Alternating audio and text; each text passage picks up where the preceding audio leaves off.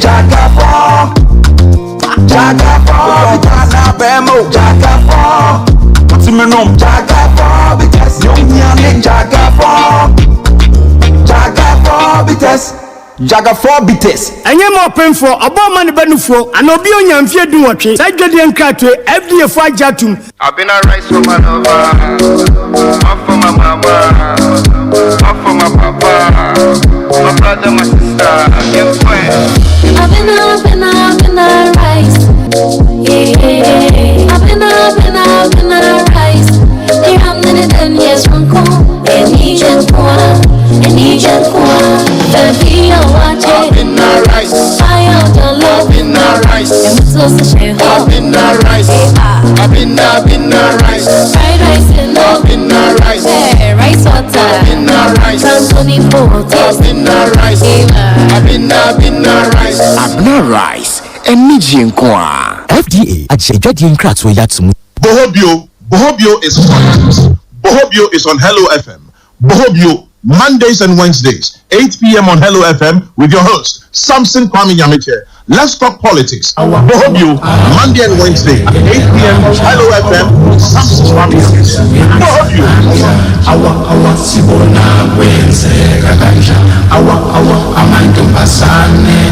She's a rich girl, she don't try to hide it. Diamonds on the soles of her shoes. He's a poor boy, empty as a pocket with nothing to lose. Sing ta-na-na, ta-na-na. She got diamonds on the soles of her shoes. Ta-na-na, ta-na-na. She got diamonds on the soles of her shoes. Hello, 101.5Fm. Soon you see a Bohobio Brasso. You be Bohobio Mama, commanding commander. What na say? Abuja phone na ba ye ba be bon komo. Ensempi na akoso. Na ochi twemi enejo ensempi na frase ye na bani absan be Bohobio Mama. Na shenon son meku bi so asenti. Ye no ma se tew na fe commander nso na baton no mfanche ne nsa ne nto aso. Jaga 4 bites. Jaga 4 bites. Ensa normal for say omutimi call rasto nyina ko bisa Jaga 4 bites esan say ensa sanso tu yade na Mr. Yenko ba bi etunton bensa hodo nyina joint pabo ahodo nyina sports nyenko bisa Jaga 4 bites Mr. Rasto na de tie ne say tabia company for na aye na ye dia fam fidie mu kama yanka se nu bra ma papa bi ne ye dia fam fidie mu enti wonnum nya kire ha bia ye fa no Jaga 4 bites unya kan Jaga oni yi bia ba be show nsem na de tie ne say wow sisi eye wo ya oh kafra wai de Jaga 4 bites ne be ya ma won say ya no betiako ne konso a enza mabium obenya honde obi wa akoto a wontimi wotransi a wontimi ogina hokra de abobo obehia Jaga 4 bites ebe yi sisi ade afiri mu ama ho ato ena be ma sisi anu awie premature ejaculation ade de nenzo so se bi titi wa we say we are senior the cry we here Jaga 4 bites na boa premature ejaculation for afekuku ye be ma wa ye mrempempa oba oti ya wa hodo wa fichi krom wonso wanu mu ato a wontumi ndidi we be here Jaga 4 bites na enye ma pinfo ma wa fafru ni ma wa ma mofra no for ni mofra onyenya 18 years ha for me nsanyina emwamo Mr. Wonum so a num kakra so num bruni say drink responsibly Jaga 4 bites and na yedi ho dance account for amount na special ice company for so and special ice mineral water bar special you we are specialty ya no no special ice mineral water why ya was sasheni won to mu nkuma na ntemu ni akese and na essence so cramp was special drinks etato ya was special energy special fun time special apple special cola special grape special cocktail special tangerine nyina wo dwaso asa ni nsui upebietu a unim dada say ye kuchi enkranza kuchi enkranza ajamesu obwase kwana so ena abenya special drinks and special nsui na the tini obetimi a fair manager na di biagu kema bro ana se wona bonkomo bia person ne bo na bia price bi na person bisa estimate bi ne nyama ne nyina manager Thomas ye ho adwuma oni production manager papa any workers nyina 0501 301 228 0501 301 229 Special Ice Company Limited abujunsiu enono abusia yedimu simanson apa no wotwe ho commander asom enti otoaso ama yenkoso ama fidini na wofa commander na ho ye de nyame adomaye wofa me ho fa me da ho na papa bi frɛ me o se na damfo pa ne ho woni kwaku wusu aduru me okay na papa no ho keka o de frɛ me no na fi manno me ko atem na mfifiri samia no sesame commander me tu kana mi wu na mse papa na mote ena wasi wadi mfie na duoso ena mse ene nyankopon emma wo fie ne bi nka ho sure na obi wadi mfie duoso a wo odoma yense die wasi wotena asase so ti me ka Mr. Tobra Mr. Tobra Boati Mr. Tobra Boati on no a headmaster or baby on if I try no a headmaster one of the schools was not cry assemblyman paying Mr. Tobra baby na shirano Mr. Tobra sure na shirano papa won say eduma ya ye ye kwa ye ba nyina nipo sure nipa nti nipa ho eduma ne ye so bi kire wodo a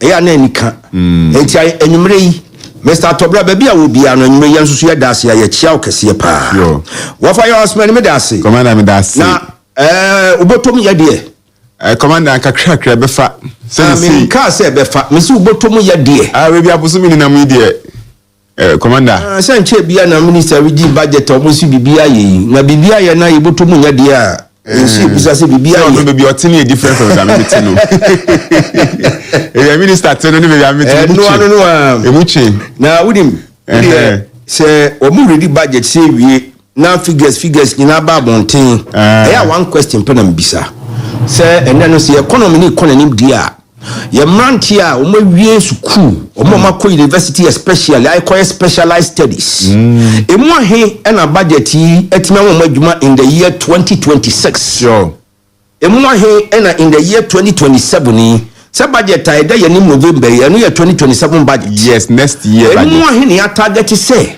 ye be mo adwuma 2027 ni ye betimi afa bia nipa 70,000 nanki ate ho asnanki ye monitor how are the unemployment rate no ebeba form Ghana form ko gu South Africa ne yemfa Libya kwanso ye unemployment yanko fe gu Kuwait nom ne Saudi Arabia yi America sem tro Kuwait ni Saudi Arabia ko eden ho o ko eden Kuwait ko posu go pa ko na wo mun ka ho ya de hie wo ho papa wo mun ka ho wo mun ka ho o pe bibia ye na mpatro eyi Burkina Faso president aka sembi asema mbekanye bi de emfa me ho kra wasi Burkina Faso fo hia sofo no mu hia imam no mu hia obia wate se na de hie ne bi o Saudi Arabia mu hia ade osi o mu nka ho wasi Burkina Faso fo hia mfidi nyuma sure o mu hia industries na o de be unemployment ni for Kuwait o ko be for vacation na o ko eden ho no ko nwan na anka yebetimi am economy yebetimi am na ye agro based industries because Ghana ha ni nuane bebre yebetimi hwe bacho de na ho se o se am se menti wase nyawo ani nyabotre o mic ni sisuntie ne nyabotre ye nyi papa o Ghana wa fa so ko nya se de we de me no fa ntete ho keke na me de ha me ya no o mo ready budget ni wi a ya de ha me ya no se anyibia ye ready budget awie na unemployment rate no yen hye hu baby gina anyway yewura Henry Nanaboache Nanabi ene anwumre baby awo bi aye chiawo na Nanabi asema odi ahyema no anwumre se me kam obi antene se woda ye nyina ase ya enura yetimi koja na sorry dem emra wodi mfie no aduanan enum kwada ne nyame ase Saint Cyprians womo mutimi ekoja ani nyina wɔkyerɛ sɛ wɔde nyame aseda kɛseɛ ɛna wɔde ma mo anwummerɛ yi na nnura nso so no na ɛfɛ yie paa sɛ ɔhwɛ sinsi prince a mpanyinfoɔ akuku damadi n'akyi kɔɔyɛ Anglican asɔre mpanyinfoɔ mo hyira no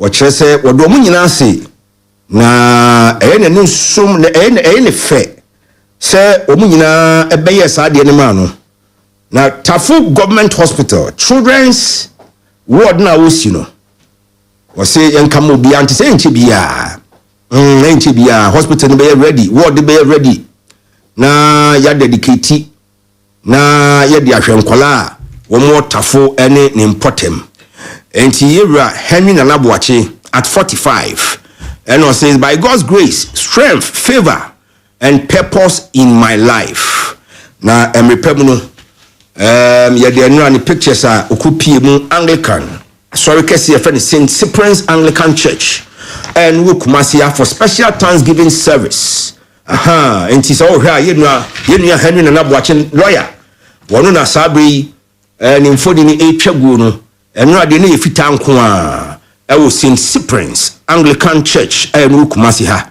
na ɔse obi bia ɔbɔ mpa yɛ ma no obi bia otimi di n'akyi obi bia kra wantimi ama bi na mu ka nsɛmpa gu ɛyɛ ne nhyira so no wɔkyerɛ sɛ onyame nhwaw na wɔnyɛ wakoma so adeɛ ɛmfa ɛma wo lawyer Henry Nanabuache kroya wɔsɛ mmere no so na yɛbɛto aba in the national elections of the MPP that's the national executive elections wɔbɛkɔ ne ato no so aba as first vice chairman of the MPP na eduru hɔ a monkai na monya na ye na montoma no wɔn sɛ obi a onya keto obema wo no wɔn onya kɛse a obema wo yewura yi onya keto yi ɛna ɔde asi a complete 30-bed children's hospital yes 30 beds ahum kan yi pa sɛ yɛmpɛnfoɔ mo ensem wo bie ɛwɔ yɛman mu ha obi asi 30 beds ɛwɔ regional free so a megidi sɛ anka apomodi ho nsɛm no ɛno so ebetimi akɔ n'anim enti yewura Henry Nanabuache de yɛka ho ane sɛ onyame nhyira no na Tafo Government Hospital megidi sɛ mpanyinfo ɛwɔ no so no wɔmani agye ne dwumadi na odi no ho enti bia Tafo Government Hospital no so no yɛde mfoni nyina beto so so hwɛ construction a koso yi pa children's ward 30 beds na kyese enye adeketwa ward ebefa beds nko 30 on se Ghana ha no fa 30 create man fa 45 ena konfa no de ne buro so akofa assembly CU no enti Mesabuache wo ha enti bia menen be hyase Honorable Andrews Bedi Akonya former MC German South one so baba cancer na na twetwe nkomo Prince Kobe Houston Nyanko a member of the NDC's communications team Prince Kobe Houston so beba na ene yensem no eye miensa anase beka ne se eye mienu mpunisa if say budget ne de ye bebrabra so akakra bia na yakoyanim Ghana ha hwehwemu abetodwane se nipa no ha mu chichemu aduosia enum e kire se President Mahama jinaya wasi se wonko pre term no woman in a yard in a pa way according to Global Info Analytics or more chese Jinaya Wesi say one will be respected the Constitution of Ghana not third term agenda ibinu ebomujano more fan home crown for mu and Ghana hanipa 65% Global Info Analytics no mudi nkomo na ya chairman won to me case no chairman won to me to appeal 20 years jail sentence seeking bail pending appeal na chese ye ka say ni lawyer bon ho modi ansan ko betime nya bail amano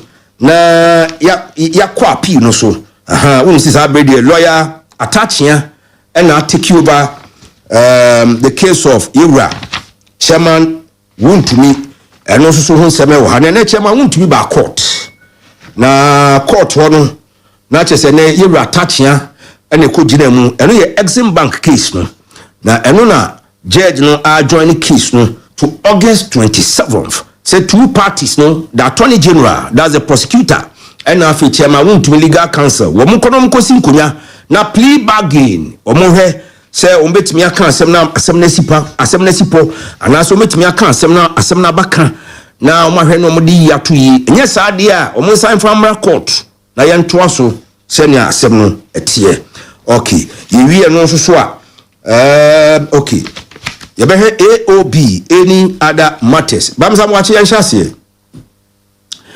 budget na ekoyi mawde expectations of the budget utie bi no mo so budget yi abaya ya ade wa maji sika bia mfiri omanfo do ho ebinom susu cheso budget we de crocro de John nseme wo mu nyina finance minister no ntimi nyama ne yi na mibisa so wo susu tie bi no akenkan bia budget no usu hu ne sen eye budget ebeboa oman no me only problem any unemployment budget go budget come but unemployment situation no and sesan bibiri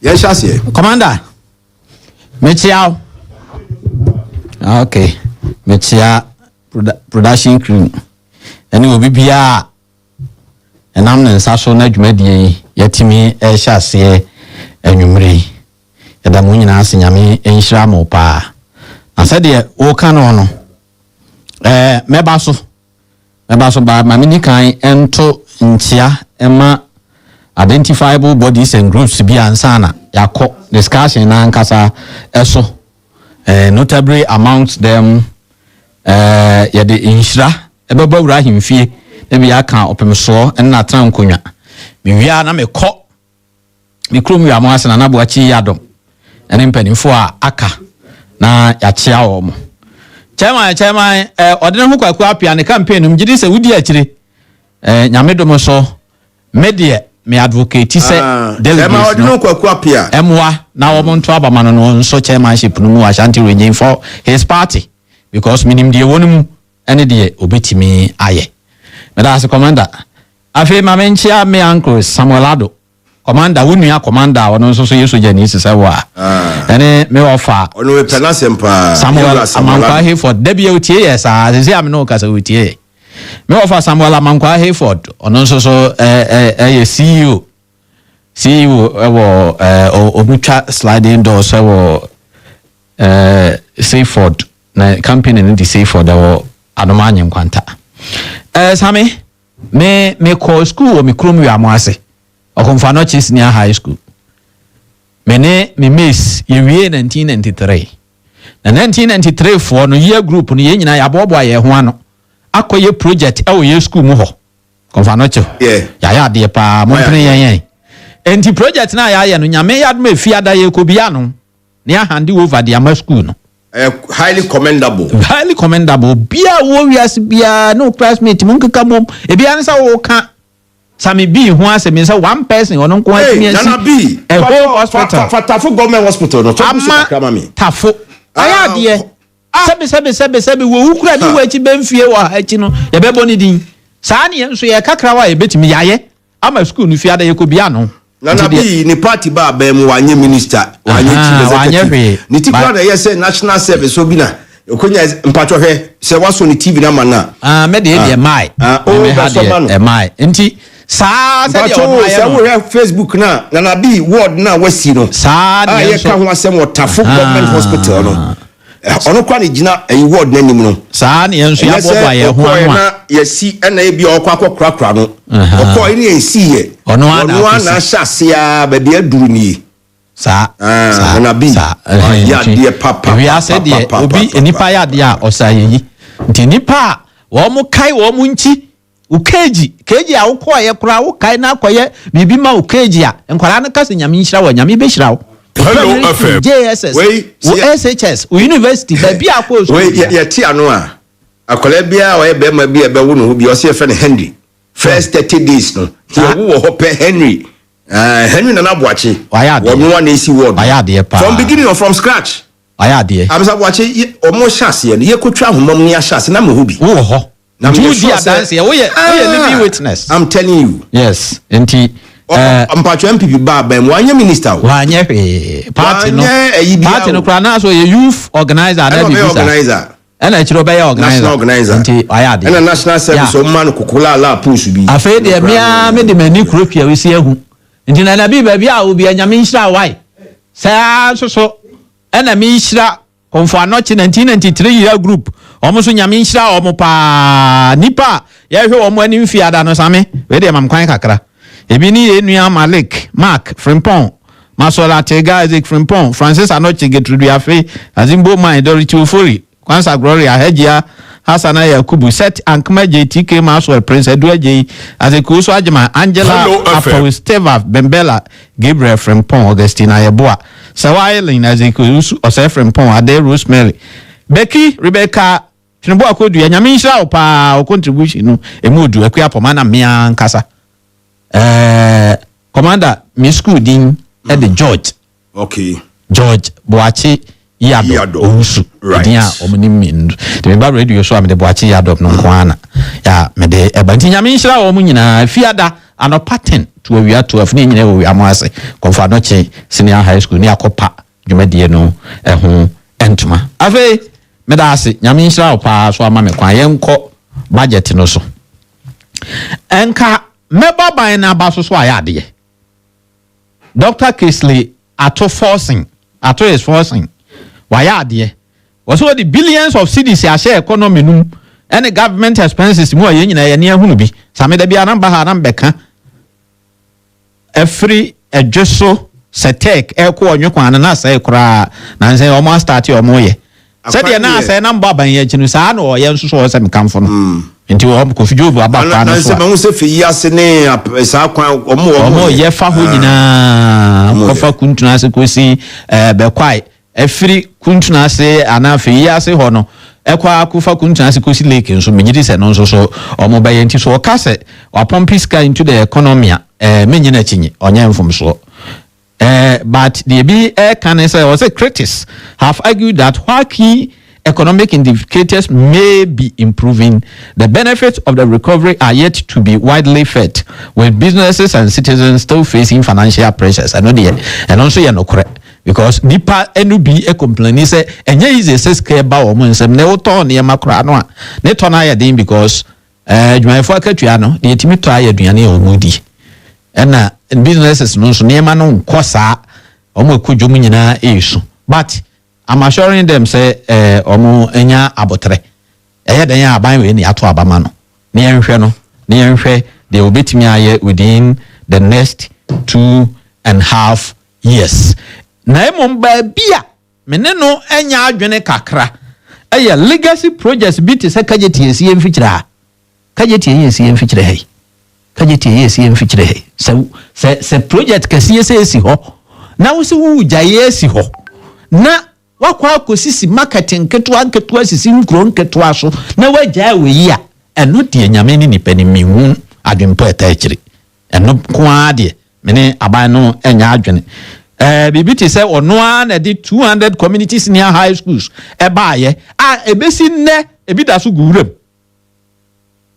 na yentimi enko wieye no eyoman ne ka Sagrami housing project minima sem kura wo koto a enti entimi nyimfiri ho mani pam kotenem so o man no se adwene pa wa wodi sikasi dan na ni patram o ye na ase ho asem o koto enti nipa entimi yentimi nton ma obi a o ye ready kura so obi kura ni sika be to bi yentimi nton ma no won kotenem how me dwene ho a menti ase dan no go abrosan kama yesisi egu ho se kwa o so to fuma bi sawi enti said no aban wo de media budget ban wa anka no ho asem a na che say mi hu enti ase a eno nso ewom agenda 111 sai wa koduru kuro so obi asi hospital kakakra bi no oya awie wo si se wo kuda ska wo mfa nko wie hospital na nipa na si a oya awie no na mo wo diska na kosi market same na wo fi ani mu kura wo ntimi nhyehyɛ banji ngo ho nton Ufi ani mu ntimi nsiese bode ne atidua ene kwa nsusu a ufi ani mu nton. What is the need for a market for that town while the hospital is rotting away? That town doesn't even have what do you call it? A cheap compound. Hello FM. Sa kuro no a wo so kosi market ese so. Cheap compound kuro bi ni ho. Onya nsu yo nom. Obi abomodina besi hospital ya dru completion.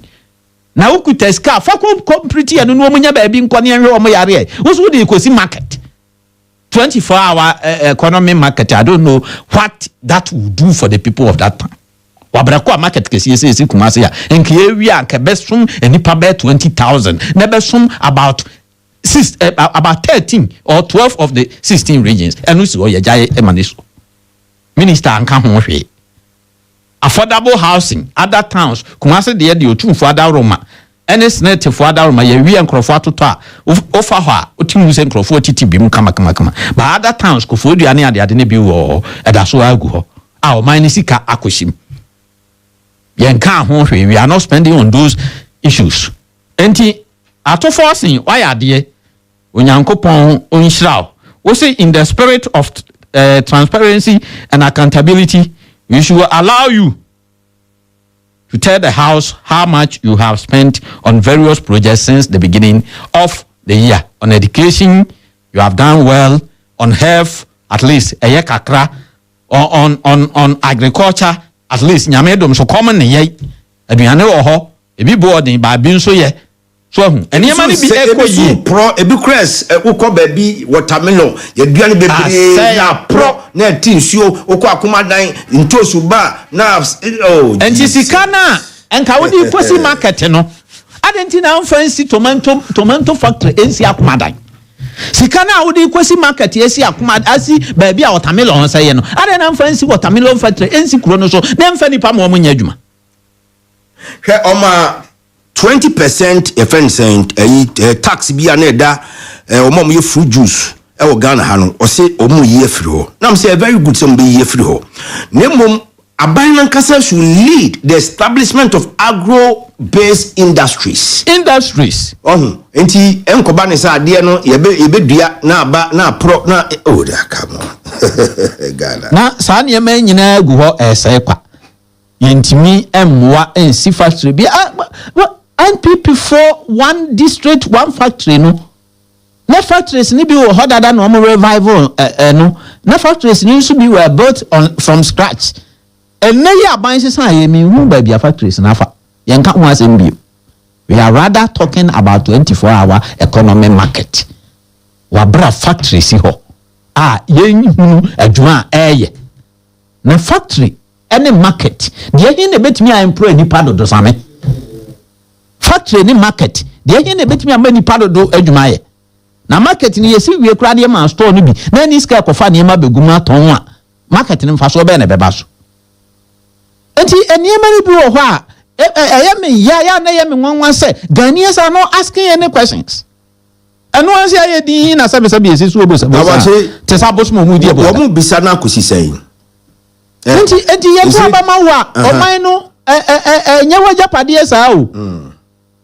ya bi no makeka so bi akoye survey na nipa base 60% you know hontia nipa base 60% so mampani third bid there ben that survey is needless. It's very important survey patrol emphasis power that person didn't even need to do that survey in the first place. Emphasis also let me actually in terms because that term debate that topic mind bebre wo ho a e oyene na abro mu so mampani na yesi ya constitution na wetimi atena so bio na papa ne say mbese constitution monsa constitution ne madwiri mu no Ghana constitution so ko mienu a ontimi ko bio enti me ko mienu a me ko bio that is that look where I'm coming from ana Ghana ha ehye bi dum ko wo yemfa nko supreme court enko hwe obeba ano adwumako bi si da bi yenko ne yenko di ho nkomo abontimi sa Ghana for ne say no mo so madwe yo mo so say papa na hu say yemra pon chese 2 terms no adi atoms after 2 terms so nko biwa ye support no. I believe it's a very good step. Media the other way around ko nya support so notwithstanding the constitution no ka on costela edin chinu a show de basabasa be ba no sa media ma do ne say faso bi ani so because that topic shouldn't even be a matter for discussion. Okay. Who 2 terms ntwa wi awie ofo ye ehu hia kwase e be discuss say enipa ba ko enko 3 terms now there is it only one person who can preside over Ghana already kura wo to esi akonwa nso mprensa unya mes de kakra be 6 months di and was saying 2 terms. And it doesn't even have to be a matter for discussion at all. Who will be an apple, no be swabber. Tia. When ya dear ye call ye who so be cry, and whom ya classy be discussed. 2 terms, Yanako. No be swabber. And to say, ye musa questions here, medium me busa say, on mine. Niema me gidi se ehia ato force wa ya ade nyame nhira no ba niema me gidi se ehia pa na nka so ka ho asem ye projects ya keka wuram ye di sika kohyehyem agenda 111 manti ho asem ba akokura o ekura ewo ho a yesi hospitals isu a eduru be 80% 90% ni awie no na so jai hospital ni so na wo se sa kuro no akosi market amano a masa emfa so be na be ba market so instead of a hospital. Wo ko enkran ya wo ya duru kono no ya twa kwan no ba ko anka befa kono no ati na kwa akosi mu onkoko wo si waja no ho wo koye express highway brother na de uti pone highway no sika no kakra na ade wie ya ene enya ba bi fa ya sa highway so de mfie num na be ya wie so de mfie du na be ya wie ya be de ne ehuna na wo nam na wo konkran ya wo duru kono nwa how many hours now spend wo enti niema ni bi wo ho a at least ye pe aban na sem ya to abama 4 years when you 1.5 aka 2.5 wo still ya wo mre fabua na yenye niema ni bi wie let me wie niema ni bi because wa wo ba e kura wo kan se na nim de bia nim se was so predecessor no was started 111 hospitals at a go because ye nyina e kan se ye nim se wo hye ni nyina se wo ntimi wie ampa so ba akokora e wantimi anwi enti wo so ba e wo kan enti se wa kan sa na they on what basis now so cost 200 as say markets around the country wa bra ko aga na nya de ehia ye kase ne market ba bia utimi ton ade ma ne yeyi saduane banch na aton atimi utimi siesie ofie anim amani pa beto bi kodi enti ye dadwene pa no nya market na mum se ye modernized market kra ebi ye sisi ya kire ha ya wie ene ka fa sika no kase ne behim na wie at least anya hwe no kra de esi second capital emfinfi ai ba sum ni pa bebre enti me ye sabai no ato waya ade nyame nhirawo wa support vulnerable groups who advancing national development priorities. We support the economic recovery. Nyame dom so sidi no ejina na so said canon. The revenue is on track. Spending is down. Why are there? We are not spending so much. Unkobo sia bebre bia. Wuni arrest bia wo ho awo atofo sen wona ade ba ye. Interest has dropped. Finance ni nyina e wo ho. Sa niema ni nyina wa ya ade e wo ho na emum niema bi a wo beto ya o predecessor wi na wa ban kura wo ho no 200 community senior high schools de mutimi wi ya e be 40 and aban obe inherit o so wi e be 20 de aka nyina da so gura mu Ghana sika hyem momomodi na muwie na no e be bo Ghana for sense o kohye baby ase na de odua de ja ho no wajai amna ka ho nti ato nyame nhira no mesa bwachi akasa wi ono abo angusaba prince kobi east in swaba o ma elite bo ma ba de hia no mesa andu say ono abo ye sabe wa she okiki wa elite ho ye nyame wo ye ho ye me ba o so ne aka budget no otina sia na abrante no so she kiki ni kiki kese be ga se pilot ajami prince commander let say nyame aduma mbaso na so me ho ye code bi na acheme ama malaria bi na machi ba ye ho ya ne sa kafra ye ho ya ne sa em da so se waba and then some hot okay and some who here o se kan nyina ye be kan honorable anus sabe yan trust we where ja muna makwa aba mu da say ready budget a muna mbeti ase yi na mpatro ma me kakra na manfo de kakra mu de aba menkin kan bi na to aso ana ne kodwo kunsu krom also watching you live. Nana Abuaje Rasnanes, Nana Timuda Hine was anti atim hidim. One bisa said abena 24-hour economy no. Eshase na 24-hour economy ni abomu de wura baba wo hu hwe. Akwasi Ajimai, good evening to you Akwasi. Lawrence Boachi was senior.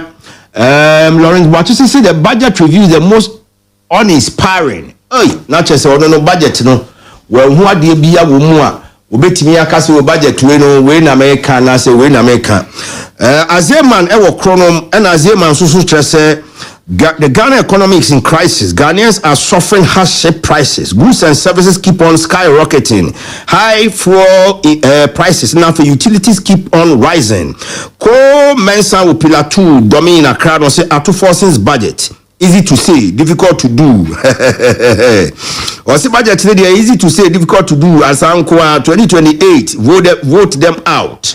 When he comments up pillar 2, I don't know.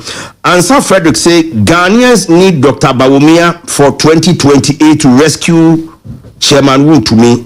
Okay. Piaga say Dr. Bawumia for President 2029. Honorable we say trust in now I'm from Patrol. Milia Matthews Baffon so say good evening. Now ono chese odana biasi pa. Se wetimi akosi children's ward e wo Tafo government hospital. Opanyini yankwa. Yeah, sabe match watiefo nyina. Me join chorus na ma yina yada na biase. Ebra me ba yina me hu se na wo ka ho asem. Mahu hospital na social media no so a.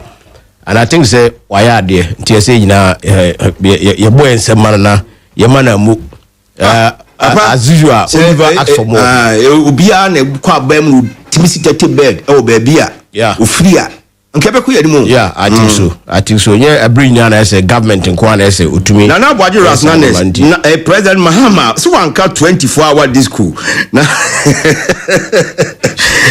ya say 24-hour disco dey be dey akwadua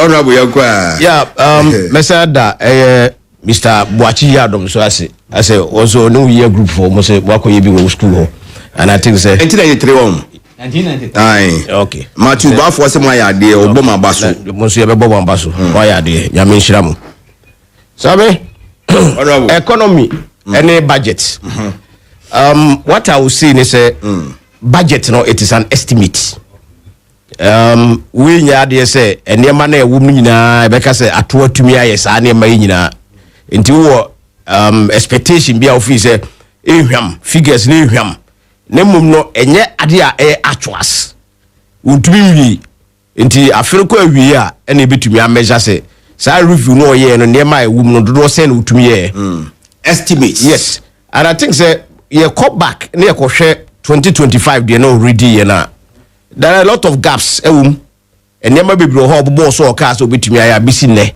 emutumi ye enti ema yen kase bia ebia nema wote no waso no nyina ede enti ade bia kwambia so no ade asa nema wi nyina ya ye da bi yenyanye ebi wo ha eguso ebi so okra yenyansha ase ebi ti say Women Development Bank and one of the flagship programs are aban ebra na obon to 2024 no kan say obeye and for me even Women's Development Bank up to now I won't share and I think say minister no can say by the end of the year omonya authorization from Bank of Ghana na omo say by the end of the year na enema say wo ho say omutumi year preparation bia no nti wa earmark the 400 million threshold no as will be to me the person or bank and as establish bank I don't know ya there say utumi ensa to make obeka ya ebra already first budget no we allocate 51 million ema ye na ya ka say 51 million no utumi establish bank enti na if say susu bi na no mo ya na nka on chire mu ehu so yesusu and no finance ebesi sa abre we say skare yehu baby e fae I say bia na ya dey preparatory grounds ya dey see your minim say e bia what we say na Mr. Boachi ka sa market ya ye ka ho asemi district 261 markets across the country baby bro ho a nchiwase waba even the location of the site no kada ye problem oko mikrum jama isa to say besi ne yenyanya baby ya de market no besi na namo ne MC ne omompani for back and forth oko sampa jama no for the same thing baby bro ho obeka ya wa omuso omukobu school asem kase pa ekofa asem be bi bai school di be 70 years plus enti me fi say yentumi enru bebi a omoka say o be na enso ntrofo bisa ayi President Mahama mribi say o mati say ye bi school dan na guna yesi market na no see bibia almost say order from above no see onya no or maybe bibia local government ministers who deny the same thing enti DC you know on person no so omu bu dan no say enti dan mo bu ni president mama ya we omu bu na anajo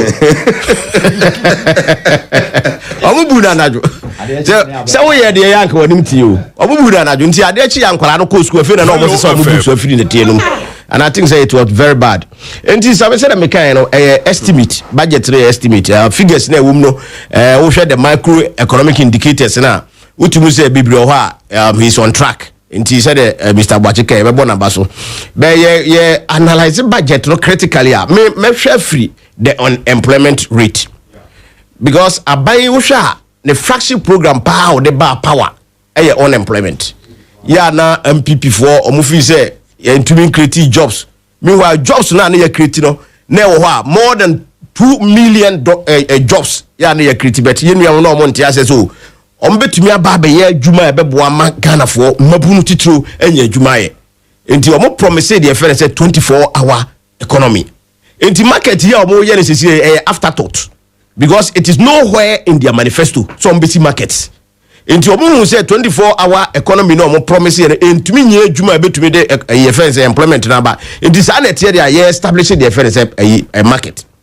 And yesterday I was listening to the finance minister and ekura me san hwere bim na o ka say 24-hour economy na say Ghana for yente ase enti na me expect say obekire mu yi ama ya te ase free say explanations na doso proud to the elections na ye wie nyina de omo kan ma ya te ase no aye bebri de na o kan say so wo hwe baabi ti say Afram Plains ensuo no e wo ho na omo bridge ato so no ni nyina expande wo fa bridge enti no na ye 24-hour yes a bridge economy ya meka so my idea pa but eno no any nchichi more dey ma about the I don't see how it turns. It's the same thing. It's a good project. Sir from Plains Bridge no omo ye wie pa maybe who you two na say na nkrofo mbutu so omo ye den no bi ka chem so omo ye bridge na so sir and they are very good because I want to say pontoon ni say pe maka no movement but it is a cross am nka Ghana enti omo ya me feel say but no enye related to the 24-hour economy na o ka ho because the 24-hour economy do omo ma ye ti ase ne say adwuma ba ko nipa miensa be ye 333 enti omo say 133 enti formula 133 no say oye bridge no to sa Afram Plains no so me hu de be ma this 24-hour economy no related enti ye betumi akofa aduana ba ne those kind but enye aduana asem ne ye kan abato mre no ye ka se adwuma ba ko nipa miensa ne be ye enti se kwan ba bi omo so omo tumi implement omo ka shift asem no 122 enye 133 because baby omo kwa anopa ne awia anase anajo eka ho but the actual 133 no de enye adwuma ba bia ye ka kire nkrofo se demand driven adino se nkrofo hia na ombe den ombe patronize because ukodwom na woniema na wo to no nkrofo hia all the time definitely you extend the time but ukoba bi say regional coordinating council na wo ka se nkrofo be ba adwuma miensa eno che se regional minister se nya miensa o regional minister as you said in some sectors baby said DVLA baby said passport office you can have the 24-hour economy running but in some sectors it's not applicable unless as you said demand no so that is the reality on the ground until explanation no up to now enyama enti mabunu no na omo aye omo adwen se adwuma ba ko ye de nipa miensa na beye no monsasi form enya adwuma enya yie ye kan se enya yie because ebi o metenetene no because the always see akra no nipa ya employ mo kra no omo salary kra no ano eden aban to be ko bobusia last year aban bobusia 16 billion and ditu adwuma foka enti wo ko fam mienu aka se nipa mienu no ba ko no ho how do you pay enti ye best say aban wo the policy ba na wo policy na ntumi anya adwuma come back to Ghanaians tell them me can say but me buy and the reality check ni say ye ntumi nya sa ade no na Ghana fo nyina ye nte ase but I say ene no be the explanation ba o che no be the explanation ba na che say I say ya confused and yet o man and I think say e basa they are not being fair to us enti so mbom modern so mbetumi acheche nti mabunu no a na mo fi say ye de adwuma e beba ama obi be kwa anopa obi be kwa awia na obi akwa anajo because wo hwe EFS e minua same Jemfi ade o ka ye say enka wo ko ba bi ti say mu sister station onua hona na o ye example Captain Smart be ba no pa na ya titi abawia na same Jemfi aba anajo enti ni pam ye nsa we na na efi say nkom betumi aye the same program it's not possible same ebia minua communicator wo head betumi a chechiri ba ya hwe say ebia na yetumi atiase but up to now so 24-hour EFS no economy no entumi nya adwuma na de sisi akra no de atofo sensan ka ho ne say private sector led. How do you so many adwene? Private sector led. How so many adwene? So the private sector now no government should even burden himself. You see, doing business 24 hours. You see, any possible. You see, when we were telling people say the one district one factory no private sector. Meanwhile, manifesto sana na ewom private sector led. But yenu mo NDC for anti said that. Enti community bi wana say district bi ho mo nya one district one factory bia. No mo ka kire mo say ye promises ye be mo one district one factory. Meanwhile, as a private individual bi that district. No per se or ye a factory then the government will support, the government will create the enabling environment. No what to be say no. But yenu mo anti said that. Enti say mo ka kire and say 24-hour no private led ro. Say na mo betumi akiri mo akire Ghana for. Enti sa 24-hour year na ekofa sa market ya na Mr. Boacheka ho asemi. You see, some as a local government person, ade we sha ase ape na me raise red flag. And now man for be feel say some of us no ye say be a prophet of doom. But we told them say no. Me my year adwuma ewo assemblies. My year adwuma ewo assembly answer me koye MC. Enti minim say most of the market kwana yesisi was some areas no aye white elephant ubedru kwan ho kuro bia sanopa fa kwan so say wo kwa akra ana wo de wo kosunwan hwe ubedru kuro bia so yesi market wo hankofo nim enti cha market we ya yefi say yema assemblies no eba be see 261 markets across the country esenka ye paloto e was some areas because aduma ye wo mami bisa wo na watena ban krachi panyini yakonwa so da na wonim activities of the National Development Planning Commission enti wo fi say the nkoma ye dia sanka from government to government and a National Development Planning Commission play a very key role. Sinanka wo kasa motam mo ye one district one factory. And o ma tintim krata go say abanya wa be say na ye dru. Enti wo so toaso dru ha in the next 5 years. Ye mranti oni maba wo munye adwuma ye betima ma be at 5,000 free street no so ombenye adwuma ye. Wouldn't we be doing something more productive than say we ba no ayi kakra one district one factory we ba 24-hour economy another party ba also metwa de omumie no nyina so aye no so. Yeah, I think say you are right and I agree with you. But what we say the kind of politics na ye no Ghana no e na kofa sa na ma wi nyina ba.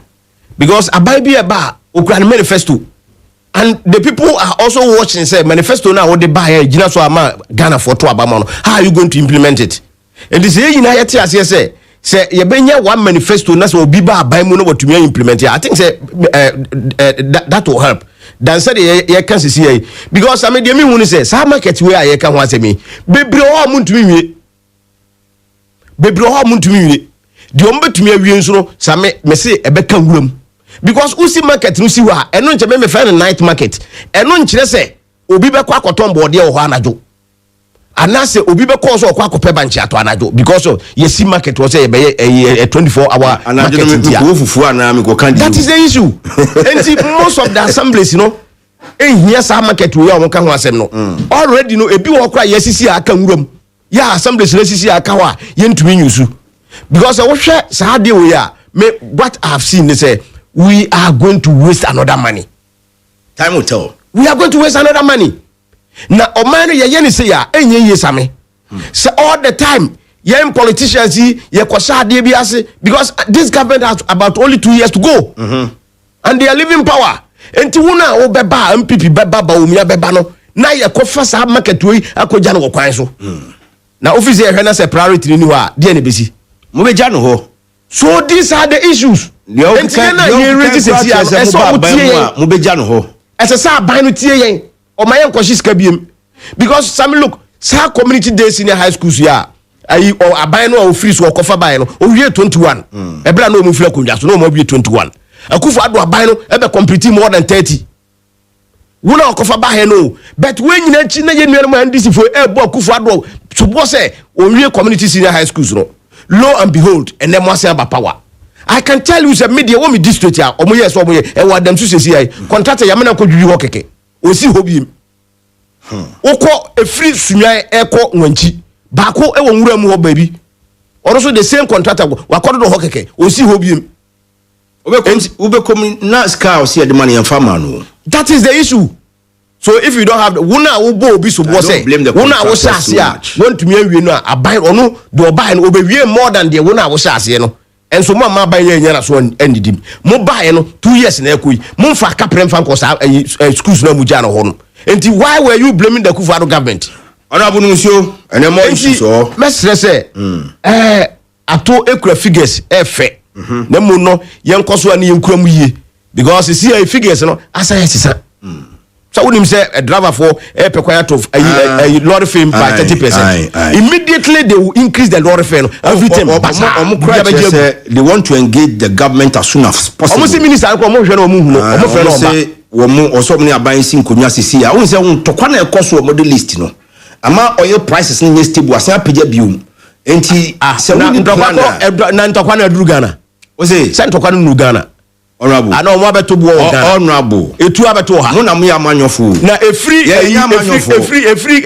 Ukraine. Eba Ghana. Assemble president kachire. President Mahama. Owo opposition no. Sesen. Ye kan Russia and Ukraine war no. Assemble no kai. O see a free Russia ba eba Ghana no. E more than 7,000 kilometers. And a political talk. Sir. Enti ye fanche no.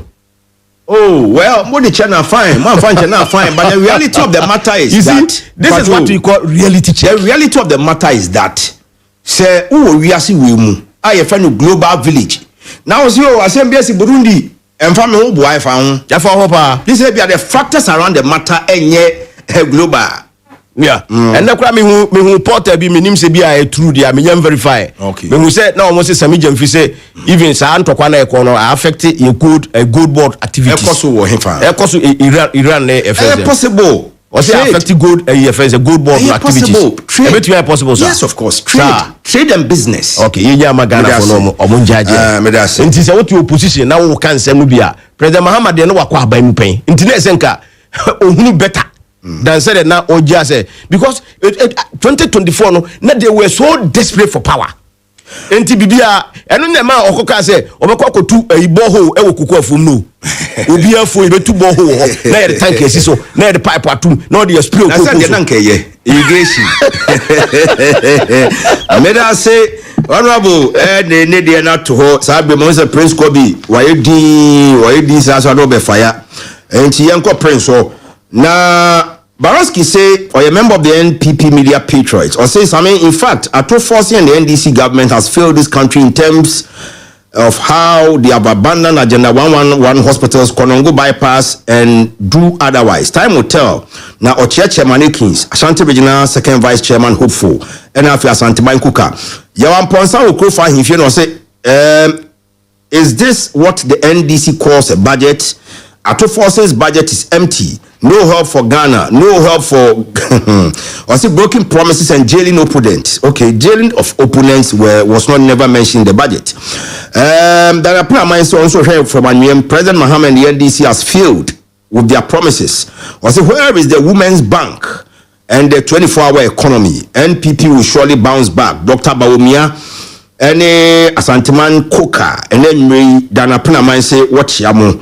Na Kobi Milia Boko de Boko na oswe me hu ya ne sa na nkwane na menchia atiefo nyina na menchia menua memra me mpenifo a meni omohia wa mechia honorable Ishamalasan, our incoming regional chairman, na masachia our incoming regional secretary lawyer Samuel Safoduku. Me buy no na menu abwachi also why ono ni candidate honorable Ishamalasan ono candidate me buy inside na lecturer Boachi din komo.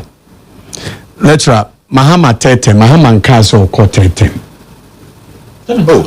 But Prince, the way Prince, I will portray. Prince, I will listen. So you stick to the first issue. You can't budget in here. You do where no ho. Me paucho. Oh, sir, or Kasa, me bamasem, so don't worry. Mahama Nkaso ko Tete.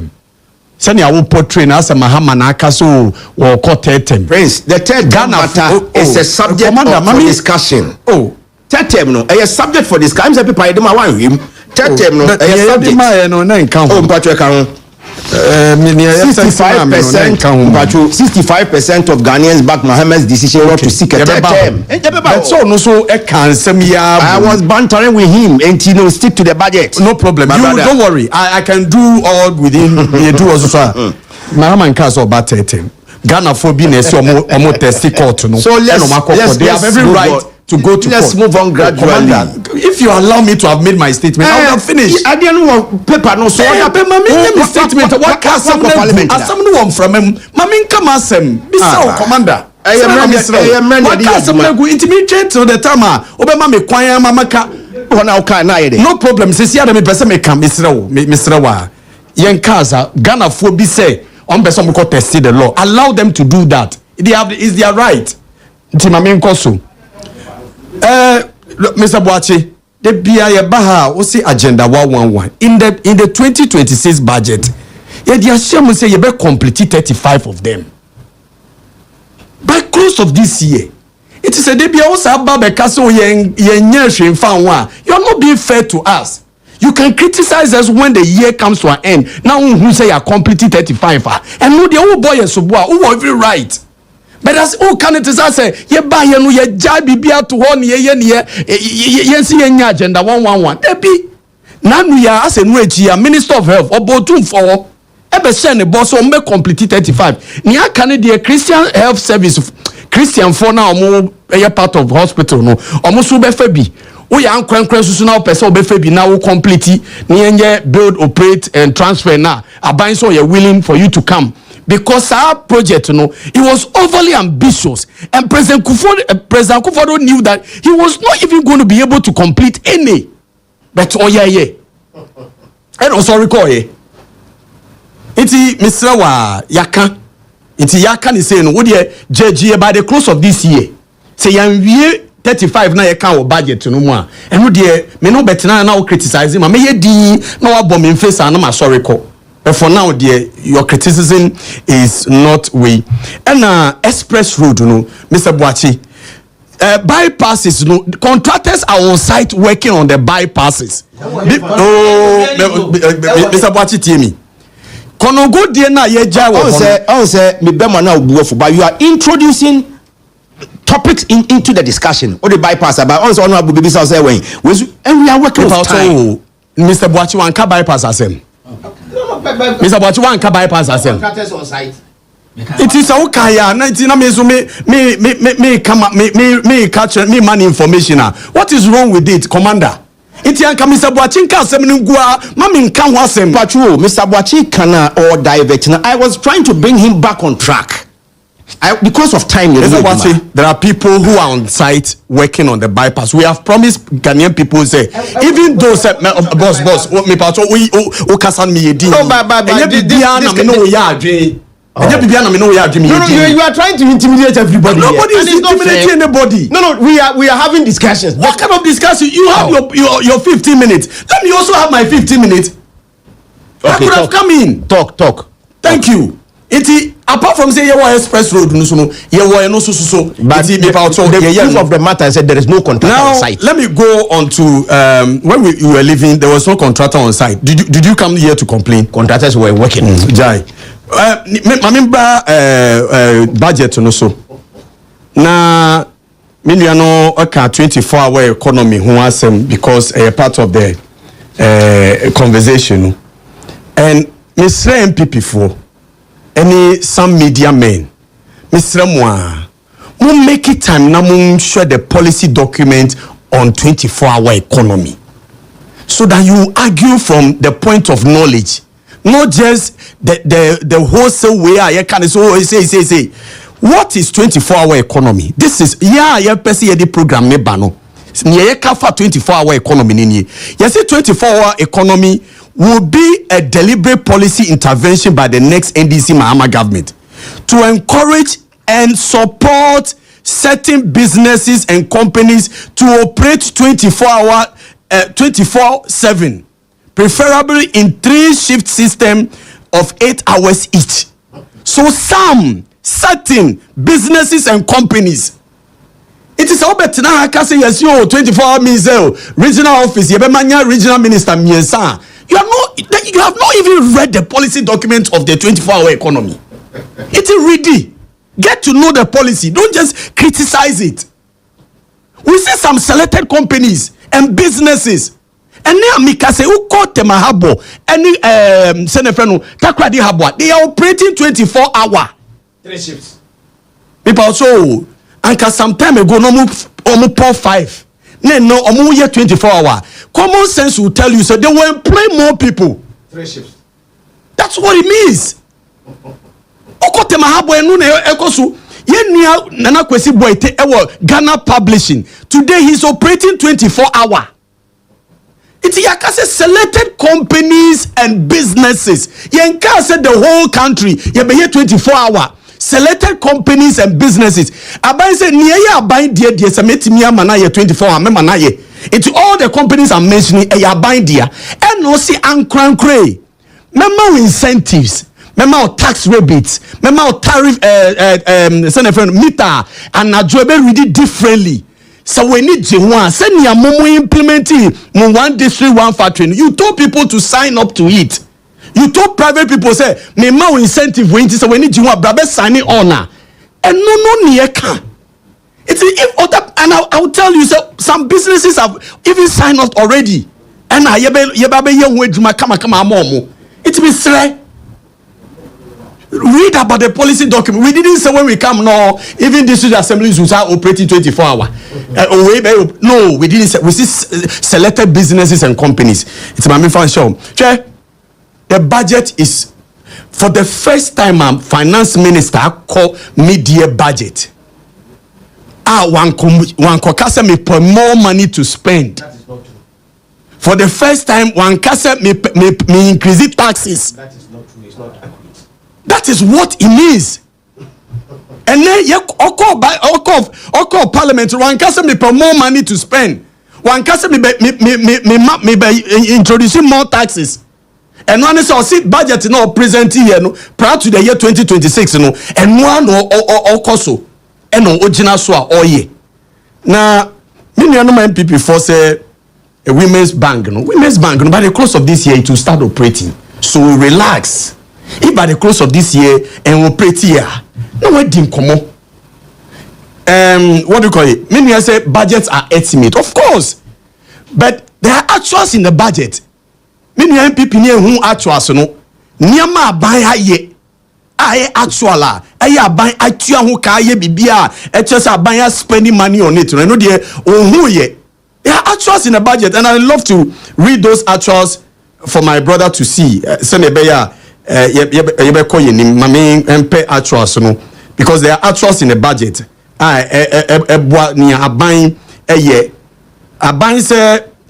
So-called road project no more. When him set big push no. Aban is spending a lot of money. Anya shikrano. So I'm a runabout. The work is going on. In fact, so was antimamina who said 24-hour be koswa. Kona koshe contractor no. Oye juma 24-hour. It means that the contractor will take more people. That is 24-hour. Because you are saying, say, onye jumani 24 and waiting in himself in one term now, yet me man more contract now ye.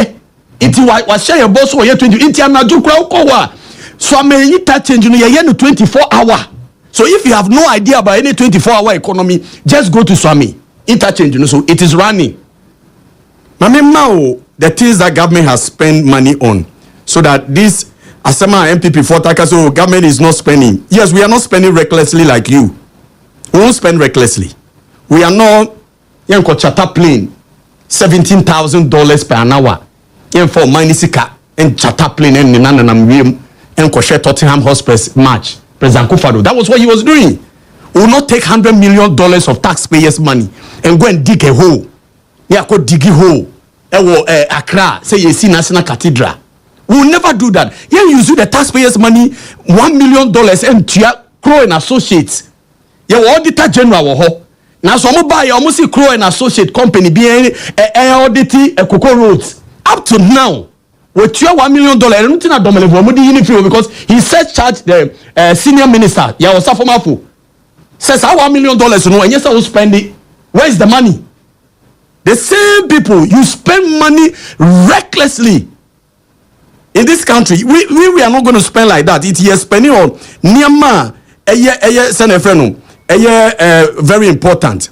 Free SHS, Sika ya allocated for it. We have spent on it. Energy side, no, ye tue Sika, Oshe Youth Employment Agency, ye tue Sika woho, Ghana Petroleum Sector, ye tue Sika woho. Met me a Sika ni dini na Arias ayebe miti ye for the first time. Common fund.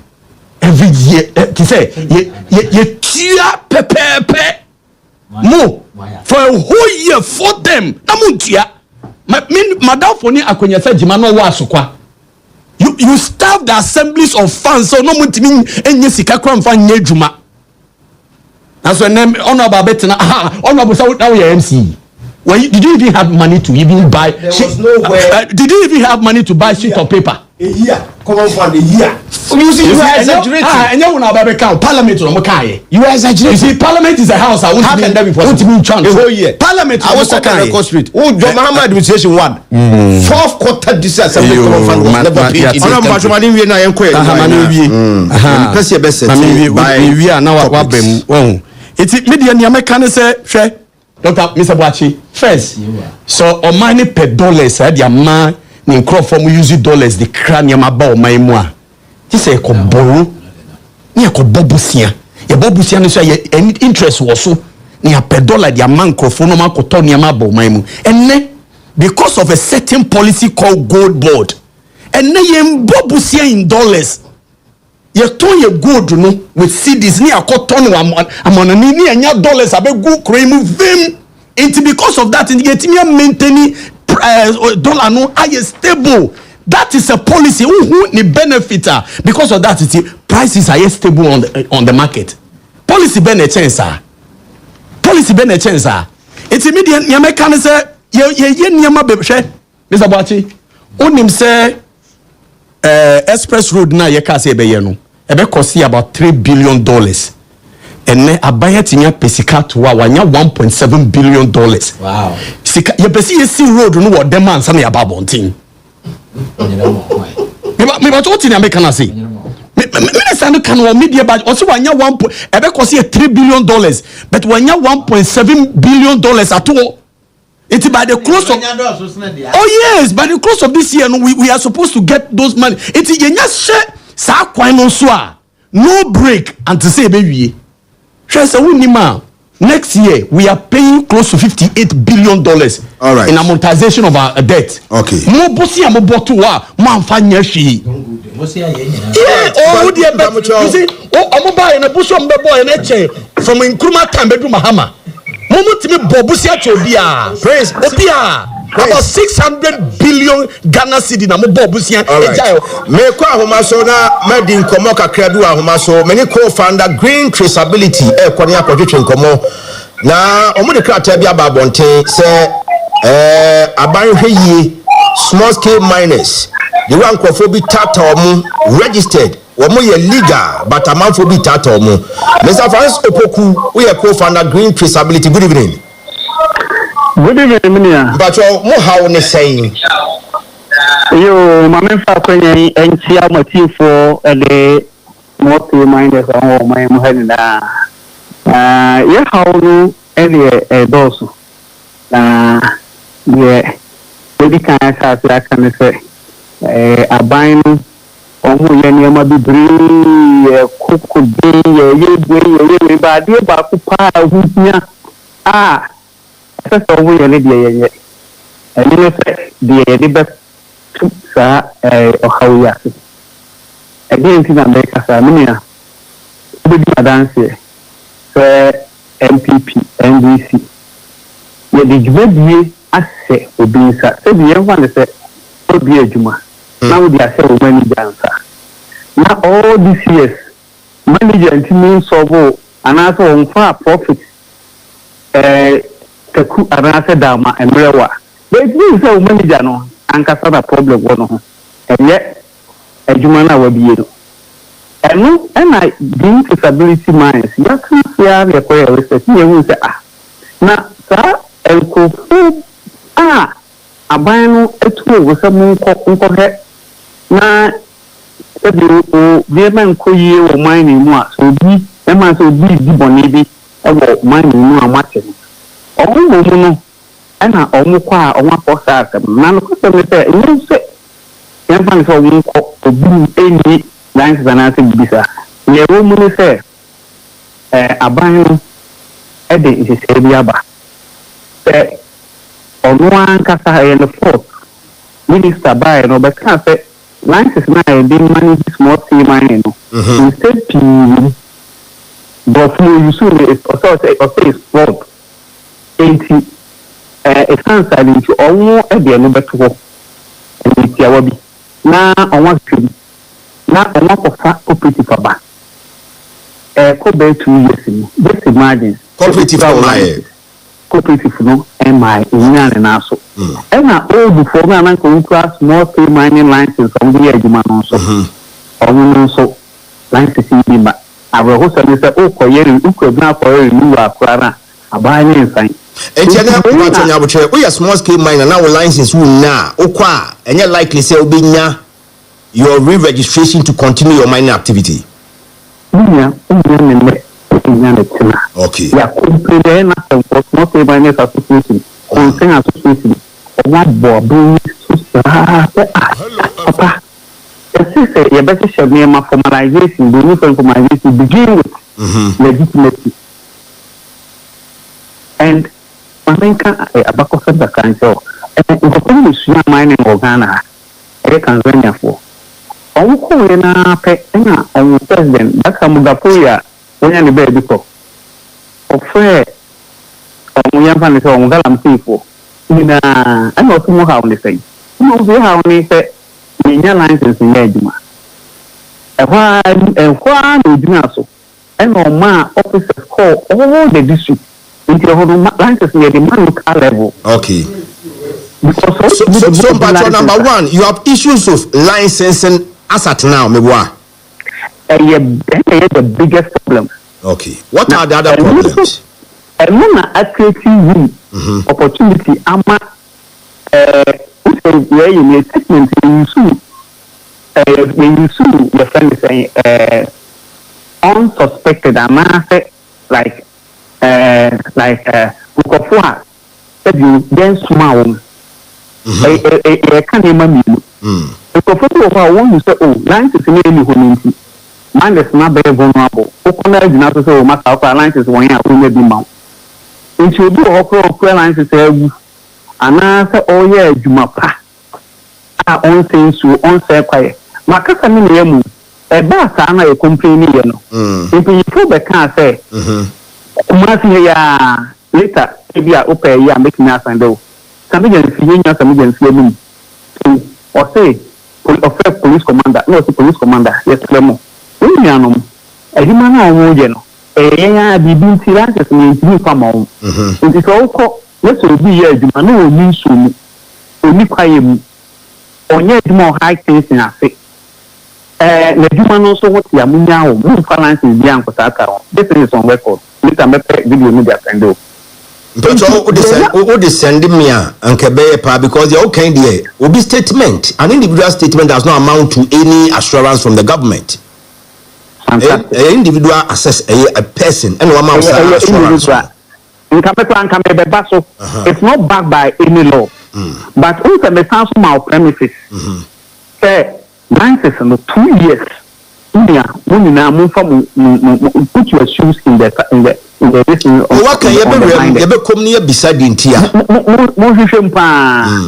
Up there at this one minus no. Now there was some say. Percent almost show human faith. Who's American say human a holistic. Obia a big no better say we holistic. one maybe kan nipa ho adwuma na wo ye the to so mienu an act of parliament and this small scale mining no buy enti bia yenim kan kateboni wo mu de yeah so bia obenye obi a so you plan lands that one hwe you know so one fa woman so anya adwuma na no akoya victim akoya victim and I'm pass to the bri akoya one guy the bri akoya victim omo atete any how police work what can I can be say obi why and small you could be a police officer obetimi ai dey and crowd any police for inquiry you fake national security operatives obi or a party boy fake national security operative no na mine site and me you dey na ko so no e ya sem fitwo o e na just a time obetimi akwa kosia police force wo onwe ye na national security for owo ko so dey say kan ya ti say say owo kwa owo na akoye say owo amu owo because one of the miners so connect one you all know the argument actually the reason why as I said we are we are responsible mama we are jumano if ama am all what dey pure so I am say if you dey own miners me system say I don't know yeah on phone we dey meet here so mo say on capital mo dey say I am say obusa open we are ready for but we town we do some yeah phone na mo beti dey make na aropa enti ya da say so dey abetu dwa wo ho na sasemi ya be kwanim na yansusu ya bisa from the Ministry of Natural Lands and Natural Resources omo na ye asweya asemi ikito omo if you go into man say mikita license na me license na we ko renew na akwa hete snack mesu meeting betina fie ne meyere ne ma M1 na nto se me sign kokko ye adwuma and there's a thin line between illegal and legal mining yenya yedi enti anyway ye bedase na senior ye correspondent ne ba ye ode mon krata na ba no ye nso ye bedi akire firi ho so probably enche bi obesia tie nke besia fro ne ye san no atwetwe nkomo ne ya hwe ha wa betimi advance the cost of small scale legally registered miners. Mutie is small scale legally registered miner. When you legally registered, I won't come. Yes, sir. It is Opoku. Mr. Wakasama in Ayati. You better see you, LF from the home bia. Okay, it's Prince Messenger Bahona one running up the amame. Na yakuyeni because we are behind time. Now, Mr. Mamanya public announcement here, public interest announcement. Who say who nyina na when mo ha obi a shekiki. Me de ehye mkotukum because me sweti me share na me sweti sa ha na mayi. Obi a she on no abo me kai o nani kikado. Live. Was it? Me de live. Oh, live ko kiki. Live na me de bo. Na me say live e kiki. Me kai say about this way you dey na to or no dey na draw kiki. Yes. Peace and Love Hospital, a hospital bia Kumasi had the area nim say woduom. Now omo dey no for ho adwuma no mo ye but make no mistake a certified hospital ya be out the call mehwewo. Now eye specialist bi ba ho e be ye adwuma Wednesdays and Thursdays. Anything nipa ne bi ho a omo na book appointment dida. Wednesday obeba, Thursday nso obeba. Into a power appointment to Peace and Love Hospital at Mekaiwo. Say Wednesdays and Thursdays, the eye specialist will be at Peace and Love Hospital. Yes, so any appointment be a nemo yeni na ye pe baby akopa ya reheno me come for Peace and Love Hospital the amount. Say ya wada ye bay. Any ukwada ye bay, ukwada ni ya wada ye bay specialist ni beba. Enti bomodi anse obekọ no akoye no akohwe wani no mesia sisu bianse ne asori praise yeah after year running up yo enti year running up no mame fa data ituja na amanfo hu se abani spending unlike yenuanom o mo se yen spending at the right places to honor our debt obligations o de kai so otua eno na ma we credible as a country eno na ma we rating agencies no so rating we is o ye be ye no be ye business o iti abaya atua amount of 21.5 billion for interest payment nkwa yetua eno nye se afi ne betua na no yaban e ka say international obligation an amount of $700 million for the Eurobond debt service and interest has been paid.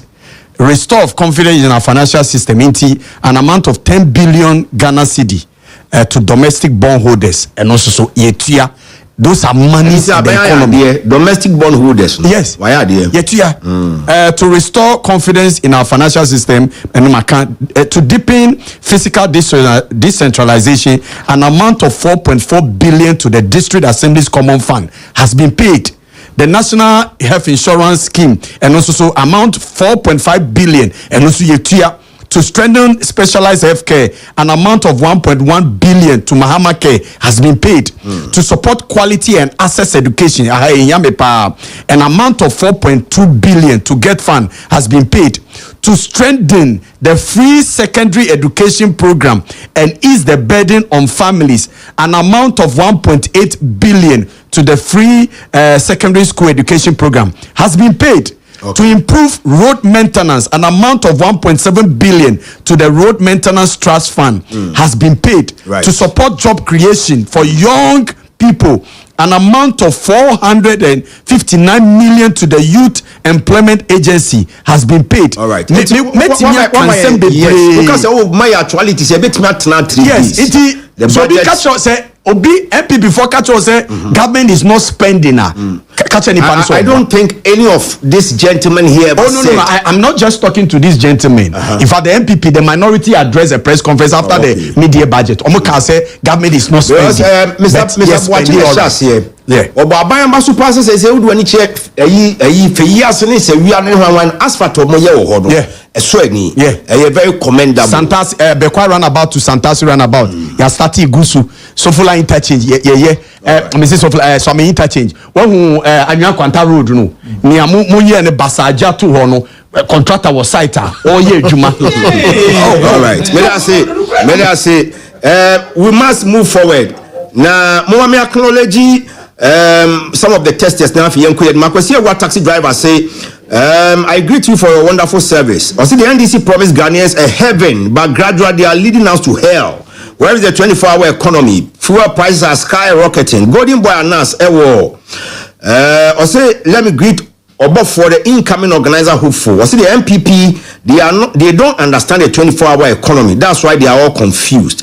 We are going to explain it to them very, very well. They will understand it soon. I see the MPP communicators and their serial callers should stop making noise. Ochia Richmond said the incoming organizer hopeful Ashanti region. Benji Wonfinsi says loud and clear inside Sewua Infinsi.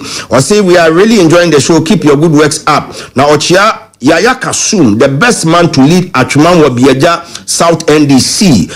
Matthew Baffo say, hey, NDC man, please, where is Swallow no mentias here, Matthew Baffo the Diaba. Martin Dia Boatin say, the NDC guy is pimp. No, he's not an arrogant person. Or Kasane was show. Or say, Martin, okay. Martin Pese, Prince didn't voice never from Kakramano. Eric Kwakubwadi and Susua will be changed patriotic voices. The NDC government does not care for this country. President Mahama promised 24-hour economy, automatic posting of nurses and teachers. Where is the 24-hour economy? I'm saying the 24-hour economy can buy and and no one interested. Is that what you? Sammy? Yes, yes. Sammy, peace and love the one yeku. That I'm the something crata kushi. Okay. One yeku nti. Said the walk on no kiadani awada sem. Yes, specialist in the back. Me never call. So soon nti. Yeah, we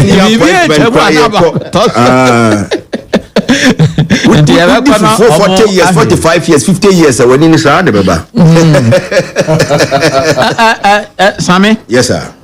My man come up, Prince Asante say, so contractor or council lawyer, Kwana, so you also don't want us to move forward? Oh, yeah, 24-hour economy there. And your Bohobio Boy Road.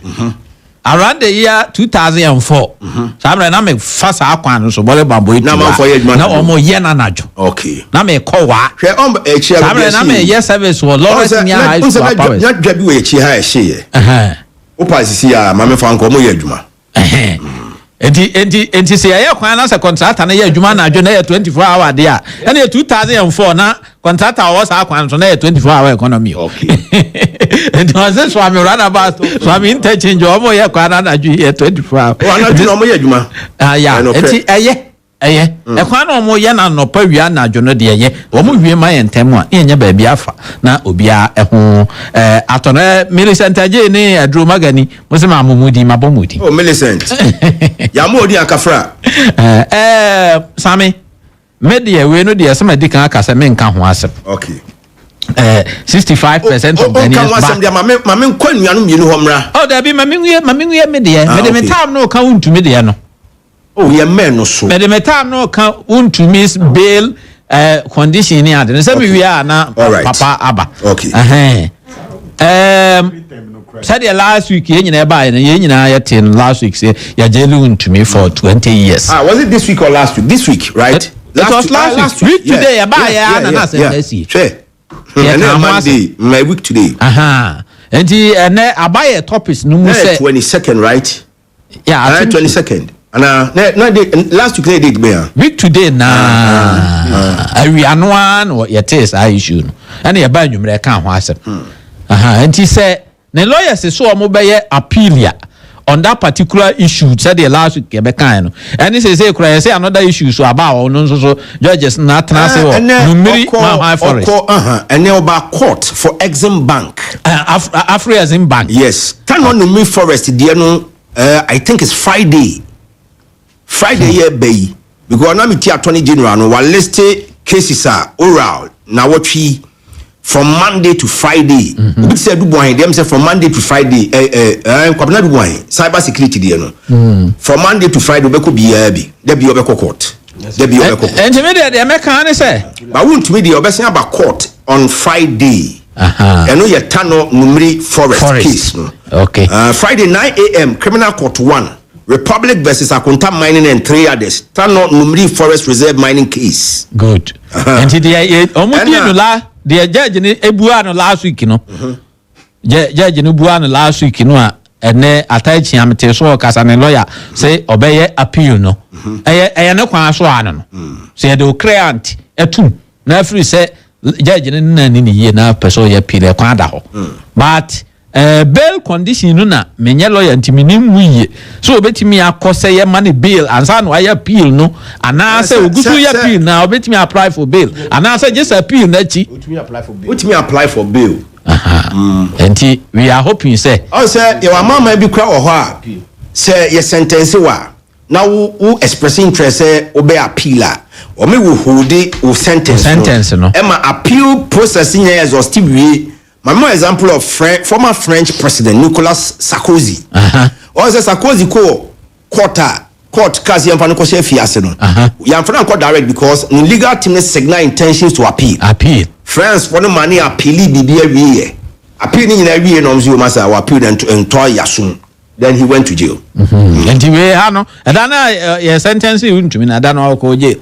Enti so oye appeal no more apply na say ye be ma ujafo ababe home mframa abonten mframa kakra no so no ke nyina nka ya ni ebeje hu gidi say so now they are tasty prison life ni bia kama August 27 any other issues so na wabananka abehumi ebi enti ya ni di akire ya ni di sa case no a ye di no last week no ni other cases ya beba nyina fa papa no ho nyina no ya ni di akire na Friday he will be in court ya nti ye be follow eno ni nyina na ye ba abeka ho ase me free say the metimi akafa ho an no das say honorable yes sabe 65% of Ghanaians back Mohammed's decision not to seek a third term. Sabela o share me new presidency ya to near me wa me ya okay mpacho this is what is in their manifesto about the 24-hour economy.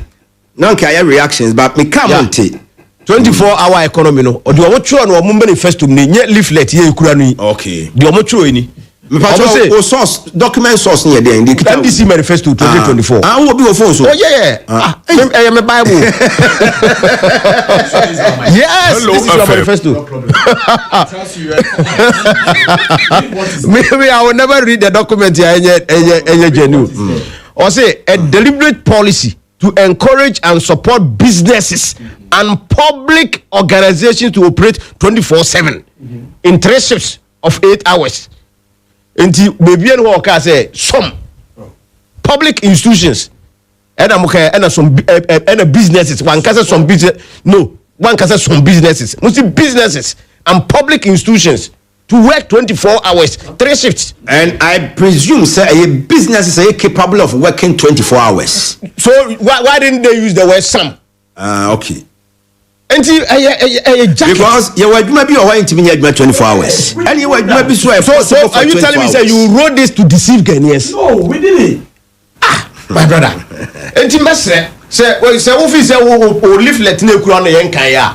Muya manifesto we wi na mu say Janeba no. E na mo koye sa document eyi na ekura. No. E na mo de eyi asese. Ye 24 hours secretariat na yes document. No. Wait, before you to aba.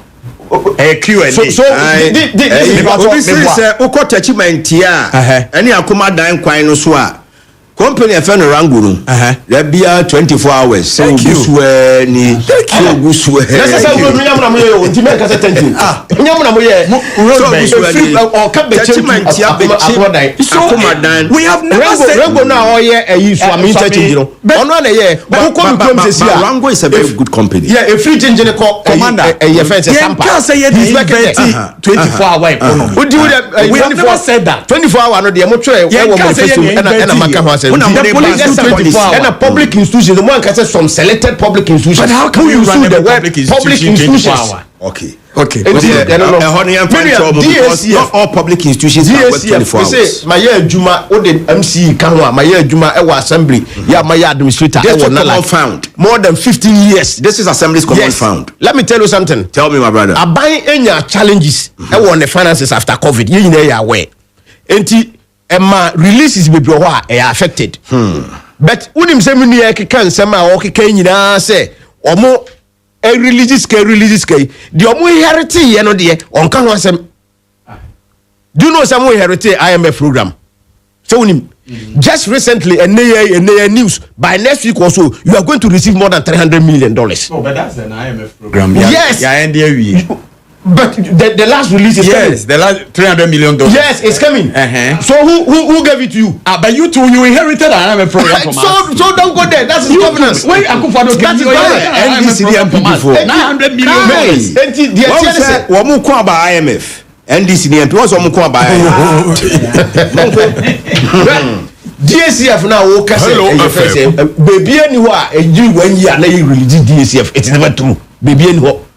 Wo aban no John Mahama administration 1 no 2014 2015 even deep part assessment assemblies in here you pass you couldn't pay because a sum of $50 million and said development partners need to make release aban to be release so 2 good years none of the assemblies 2 good years 2014 4th quarter of this year assemblies common fund was never paid in this country under you. What are you talking about? Never paid. Yes, it was never paid. It was cancelled. It was never paid. Set up and to me there was I wouldn't in 2014 2015 and challenges of my way home. You see loans let me tell you, put it on record. Go to Bank of Ghana website. John Mahama administration borrowed more than $23 billion. Akufo-Addo in 8 years 22 billion. So what are you talking about? Where are you talking about? That from? Go to Bank of Ghana. It is there. And I'm a person me say me ka say MPP aban na e bo ka gu ho. Go ye John Mahama administration one just a car road intervention. But kasa na also kasa intimate man no sisi. E car mo gu ho. Mo ka John Mahama administration one bo gu ho no. Akufo-Addo aban na metua e. But it is governance. It is yes, me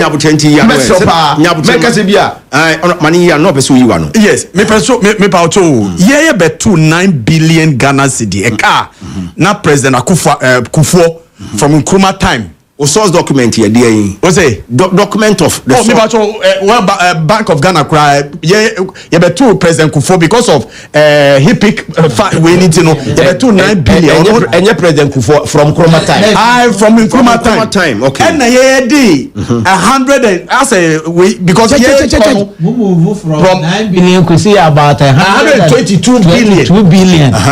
It would check how much I more than 1,200%. I'm not saying we are talking about nominal figures. It's not percentage. The percentage.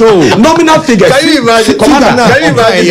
To me, what's the figure from 9 billion to 122 billion. Okay. It's a and now we're funded from 122 billion to 741 billion. Are you talking about CDs or you are talking about dollars? I bet are you talking about CDs or you are talking about dollars? Hello, John Mahama administration. What are you meaning by dollars? Dollars now, okay. At this stage. You see the mischief they always do. You see the mischief they always do.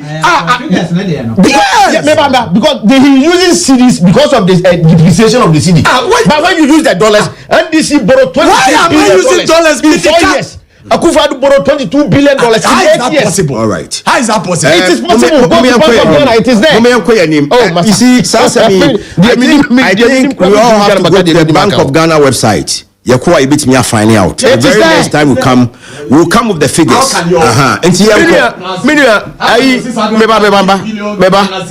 be less than gold board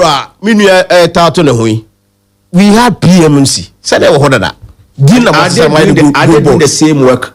And now you go purchase now. Abaye ADSC and Ebro man who introduced it. Gold purchase. Yes. Dr. Bomia brought a similar policy. Since when? Since when? Since independence. The gold one 8 tons. So somebody was purchasing gold. 8 tons. Bank of Ghana 8 tons. So before Baumia policy. Yes. Here took gold, but now maybe we call Bank of Ghana.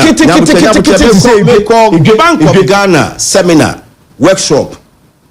Ewo Veronica Heights for 3 days. Because I'm not going to talk about Ombaeno.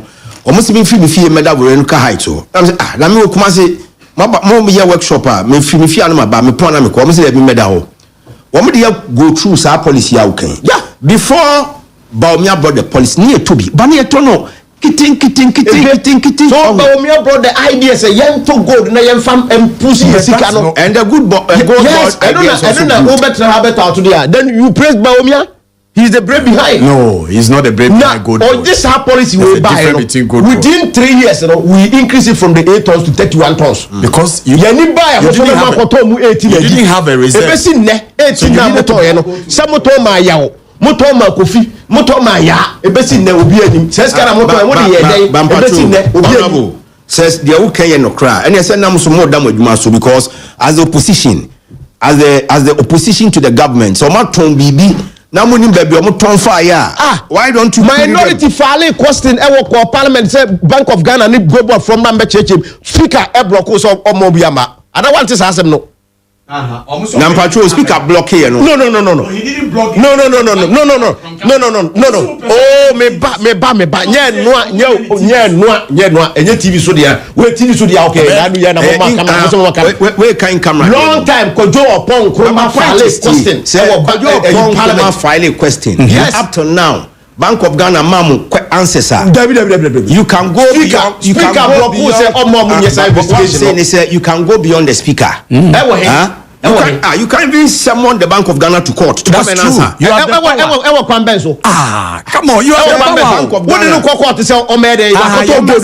To court. Parliament in Nippon or Tekonyo so a block or man crime and church him. And the Anoye. Wow. Dear Noye. Yeah, so please go to Bank RTI. Call Bank of Ghana. Now RTI questions are who are you falling or Ghana ha? Your falling say the current Attorney General Okoye is sharing 40% no. Basically necessary is baby omutu SS country on family basis no odiaba. Dr. Kobna Dufo shares a year Okoye ya. When more than 9 billion plea bargain. Yes. Okomano 60-40 basis ne say what PS can won't will be anymore my way. What I want to say, now the questions are more answered in future. No, anti more questions. No, Mubisa, and no one yan, moon pushy, now they are two. No, baby, I will be answers and we pass what my mom Mecandia and Oka. And here they two as a free gym.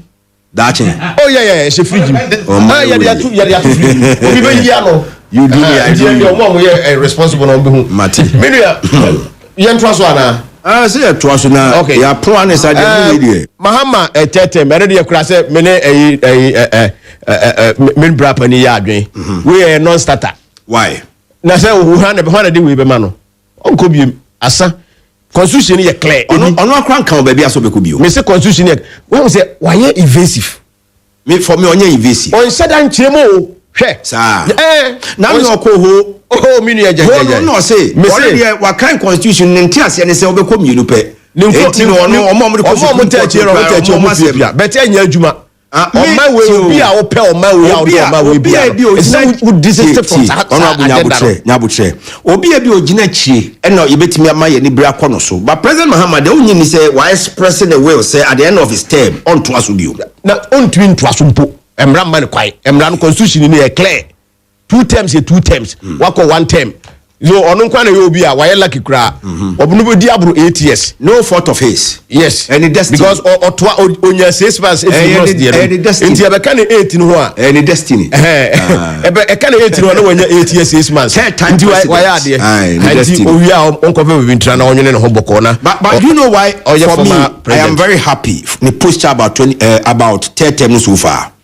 Also obekaya Burundi akwani efen Pierre Nkurunziza koyama Burundi jatum Guinea Alpha Conde one ma Mamadou Domboya ono ani bodyguard be won etikopia ne si baby no tetem ya Joseph Kabila yes intimidate tetem asem tetem de ukofa tetem asem Ghana de no what you are they say you are omo amede amede constitution but Ghana de baby yeduri even people who didn't end this na kasa kwa monti ase ase dun katia president endi no monti ase as a chairman no he will not agree in the president Lanka say for me I commend him yeah the crowd for Lanka pra nya de o because Africa and obi antu na overzealous person bia we nya support kakra bia he can make his mind to go the BCBNC obi anda onto na dwenem nya de adwuma president Mahama be na dwen so okotetem bia enya adwuma untumi to appeal 20 years I will can bom preko how the carbon names to appeal 20-year sentence. I think say it's in order. Woshe judgment na ba na yabobu ho akekemu de ye mu bi mu de enim say me ade we mete ye nya immediately after elections. And I mean some information we say oye de an omodre betum. Oye de an. Yes. Now after elections obi di watum. Na be say me nya obi a me ye fence me too good. Ana me too good so ye de an. Omodre betum. Enti ya ade a omo abo omo tim po say kwambia so omodre betum. Sa. Eno ho adwuma na omo ye no. Okay. Because minua asem we odwe ho wonte ase say obi there as a Ghana for nyina ate ase say wontumi was not jailed because of galamsey.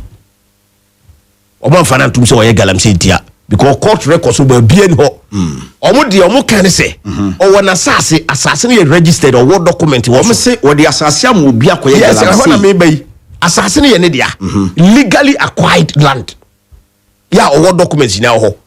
Na wa ye adwuma ho. Oye adwuma no na ese oye reclamation na obi se obetumi ayama no na omudua kuba na no na mete se nkofo bi se na obi a ya ma land na o se koye adwuma we na enya ade se eyi fence o disika bi ata akiri ye na ya kamfo a ye nim sado wudi ma abunu ana abusa obi wo de land ema obi so onfa nya adwuma ebia kokoo na odua onfa kaprenka ho kokoo na madwene ko yes onfa kaprenka ho wo de wasase ama no oye adwuma no na eba enam sa asase ne ya odi enti mtihyense ebia mbetumi ache mu mienu ena efe na abunu ebi wa mo chemu miensa no ebia wo na wo ye afu no wo de 1 me asase ne me de 2 wan fasika bi anka ho enti obi kase o de asase ma obi so onfa nyu akube ne wan fasika anka ho na chese o kase o nkotu godo a wonim de wo ka enti wonyi ni se prosecution witness no money wuntumi ye adwuma prosecutor no etimi twen o mo ba na fa ehona mi ba no ehona asem no wo no same yo nipa no mo kwachi o mo asase no so na o mo ye galamsey no attorney general timi convince o mo so mo so mo dika chi o mo e mo mo take o mo o mo statement ne de ka ho nyina e na achi attorney general na fresh ankofo mi no say mumwa me na yemfa wuntumi ntum na minya mo. But tactics are prosecutors using worldwide. Omu yusu obi anka say etia so that means say ade na target no ye wuntumi so what the mention na say so unim hajia for real yes omo ko chi no US no omo use no as a prosecution witness yes but obi omo nya han kwa odamu wanyi ya so adenta ye set say ni pam ye no we free na ye ka say wuntumi na say ye drop 20 years enti utumi mu say right from day one no the target was wuntumi enti one not about galamsey me yi prosecution witness ni si nchen a wuntumi lawyers so mo represented no ebi no kire say wo so ka ho bi eno so wadwen ye wo say probably ebia ade ba ko na mienu because in the judgment judge ne ka baby say emra mo ye cross examination na Henry Okumu ka say wuntumi ma ne kwan say wonya galamsey na wo wi a wo manya sika dia ye reclamation or see nobody really challenge that Henry Okumu yes Saturday I listened to Andy Apiakubi or say never court what had the DBS during the cross examination be sense no was it be sense ni ho e ba ho into onim baby a judge ko fast ad no de be share judgment no bibie no e ba all right enti mpacho enti da ye ma ruling na Andy Apiakubi na court bi ana no he was not in court that I know are disassociating him from the case he was not in court send we didn't work the case no man can no for instance na ko courtroom for instance na judge ni raise that issue no sanko betimi ayi ano ho ya o se court proceedings na wo ho no nyina bebie no was ad no judge no ko fa be sha ase no na ewum eliti na attach am say o identify about 20 areas o be gina so o de call appeal no enti me feel say target na omo ye no fine omo atumi anya nipa na opese obodro tum but emra no so makwan say omo betumi appeal and I think say yes 3 hairs are better than one enti omo kwa say judges miensa be kwa na so enti sa nipa miensa no omo trans na omo hwe all the legal issues because my tie some lawyers akuku dan for pa omo say wo hwe case no kwa na enti say nka ma utumi kwa open defense problem yes submission of no case na wo hwe issues na sabre na say nka judge no ja asem nko oto asem no na at that time submission of no case in try judge no bogu ye no wo man ko a step further appeal wo ha omuntie ye and the appeal could be quite appeal on the submission of no case na judge no tugu ye no e besi na omuni sa asem higher court yanka yes omuni ye and a judge na fa wa sentence no no oh hello FM which one is not true oh honorable kasa which one is not true it is true I'm telling you who are any can't have a facts afabra intermediate me feel say e wiase a ye bai say attorney general no pepere ya president ankasa wo question say so answer president Mahama so waka chen say onim ne nkrofo no bi omo ye galamsey ana meboa o say be nka say ne nkrofo no bi nka ho enti onim omo okay you can infer like that he should mention their names to the attorney general for them to be prosecuted okay or try there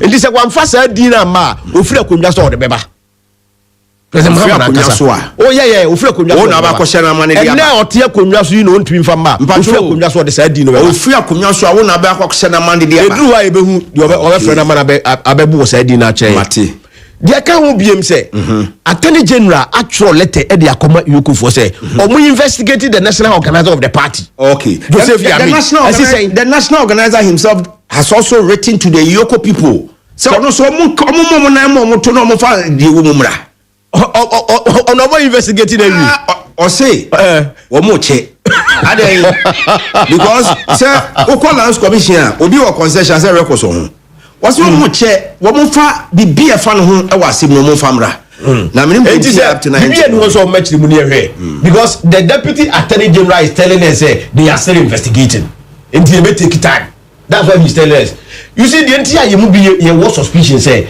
and the target was who to be say you see this case the one of the fastest political trial in this country fastest within 1 year cram by o file case o file we ha na judge atogu o file we ha na watogu because nipa na ye pen no say nipa we na say nya no na ye de kotum that's what they've done and I know for sure say ye call appeal and I say won't be appeal na wa file no yankopon betumi aya adom ama de pa atuwe free mo aba na de e koso se here de said de omudi de enya ayi court asem de fa nyame ho ben quickly no they should look for those people no omo so ye NDC for omo ye galamsey ya bobo ni bebre e wo Ghana ha ye nim enne ye ahafo ano ayi south east o se hefa yanka said ayi MP ni DC omo ye galamsey ho eno me nam kan ade na ye ntimi chi omo na o man no e chichiri sisi an akoya ti said de MPP ni idea quickly we have to deal with him. And this is the idea you see evil, see no evil, hear no evil.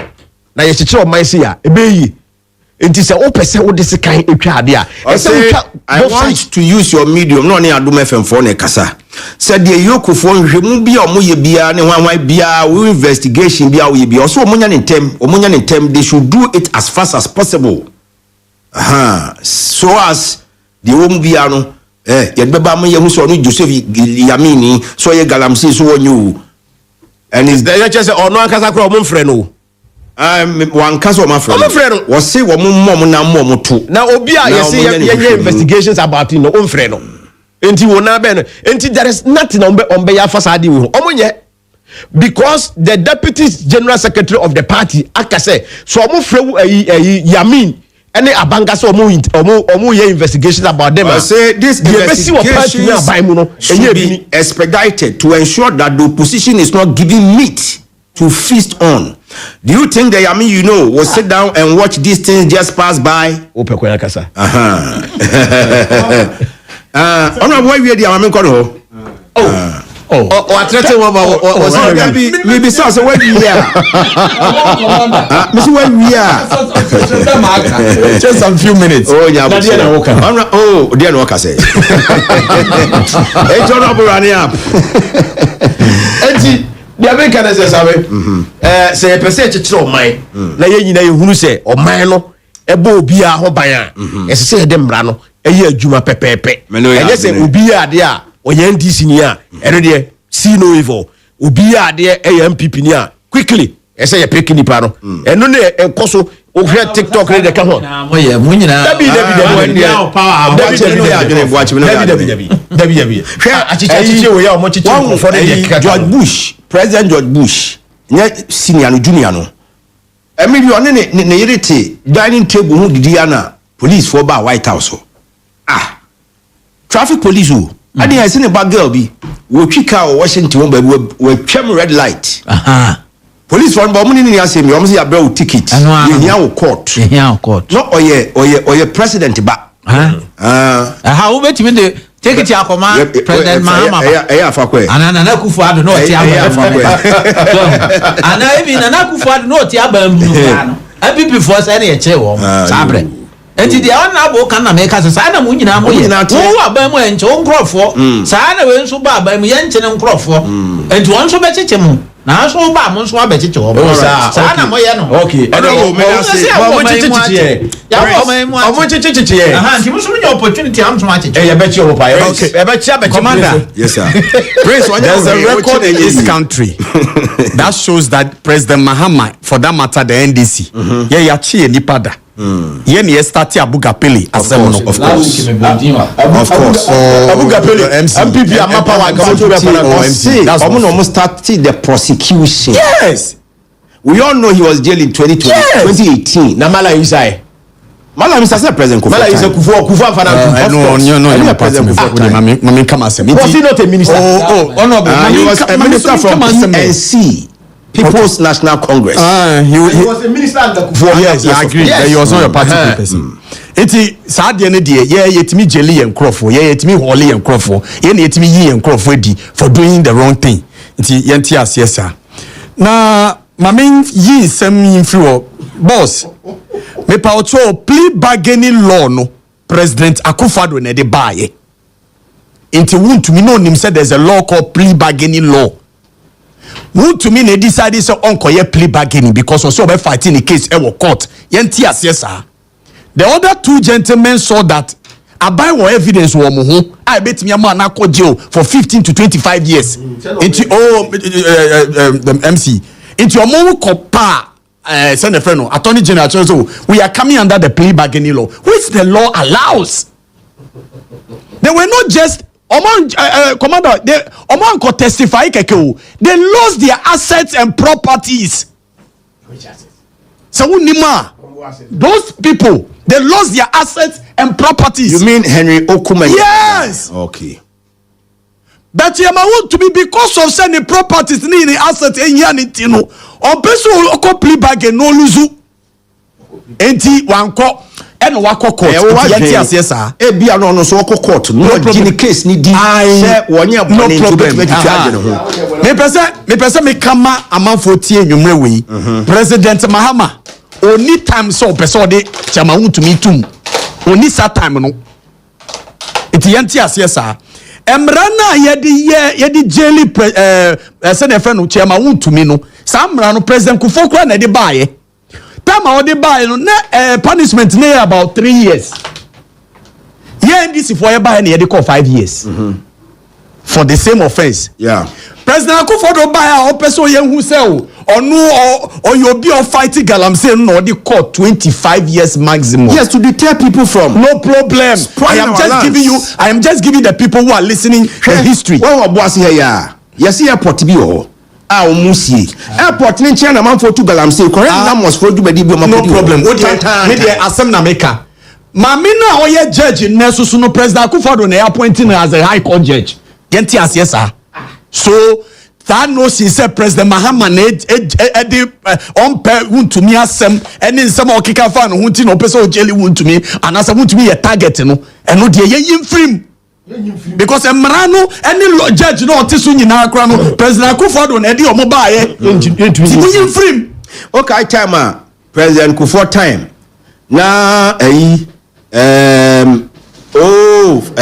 former finance minister Victor Solomon Kwame Pepano ko jiyo no so okay Mikai okay no problem yenti so yenti asese Kufuor jeli mu nkofo me paucho yenti asese me bra say asema chairman wuntumi ko ka wo court no was the word against Nia Abrante na friend Rere Nkuma oye prosecution witness no so ko kaaye wo ka asem wie ma judge tia evidence I will be provided in the better asem na wo kan yakra na wo trantro na so wo trantro Abrante and say chairman wuntumi na ma ne kwan so onko na sase so tie minra bia wo Ghana ha what Ghana say your boxer, say your goat, say your BBO land bia is vested in the president, in trustee or in trust of the people. Yes, mre wo no say so koji concessioner. One kasa obetimi aye djuma wo so. Emra no ni uni problem. But so the mo bia esa wo konya permission from the Minister of Lands. That is the emra. Was there evidence? No tea. Was there evidence? There was no evidence that Chairman would get it. There was also no evidence that Chairman would to be commissar permission. I guarantee you fire no commissar permission from a Minister of Lands. Yeah, the written statement. So Bekaya, Commander, now no ya go for Dama mines. No musu omu nye jume bium no mu Daniel Diama Ibrahim Mahama engineers and planners. Omu ko seeking for permission from the minister Abuja Port then and also no objection letter. To the engagement. Mahama fani 2 minutes and when mama me kwante me nko and kono so betimia falling short of that same law.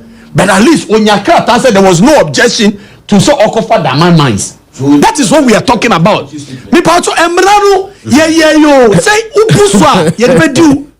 Me pacho chairman who to me ko ka wo court say or the home man is on your reclamation. Yeah. Me pacho reclamation ye no vigilance onwe dia ayi coconut. Me pacho reclamation ye wo virgin land so. Was it the man was mining in a virgin land ni nyina wo ruling no mu. Me pacho eya mu pet time. MPP for na mu argue no. Am different chairman who to me make time and read the ruling. It's on the internet. We told we have it ready. You haven't made it's a virgin land. Nipa say eya virgin land how the man me una auto excavator. Na excavator ye the reclamation. So his words against that of by the judge or no ogum no the side of the story no ignoring that of and the judge ni say what chairman want to me see on your reclamation so me boarding a capital incentive and intensive project then sikabe na utia man that is when we work let me finish MC mabin kamasem and na auto excavator man excavator so yemfa nye reclamation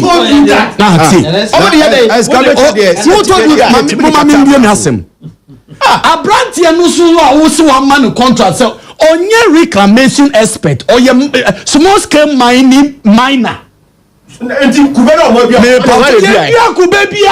you that? Don't lie to the people. I'm saying who told you that?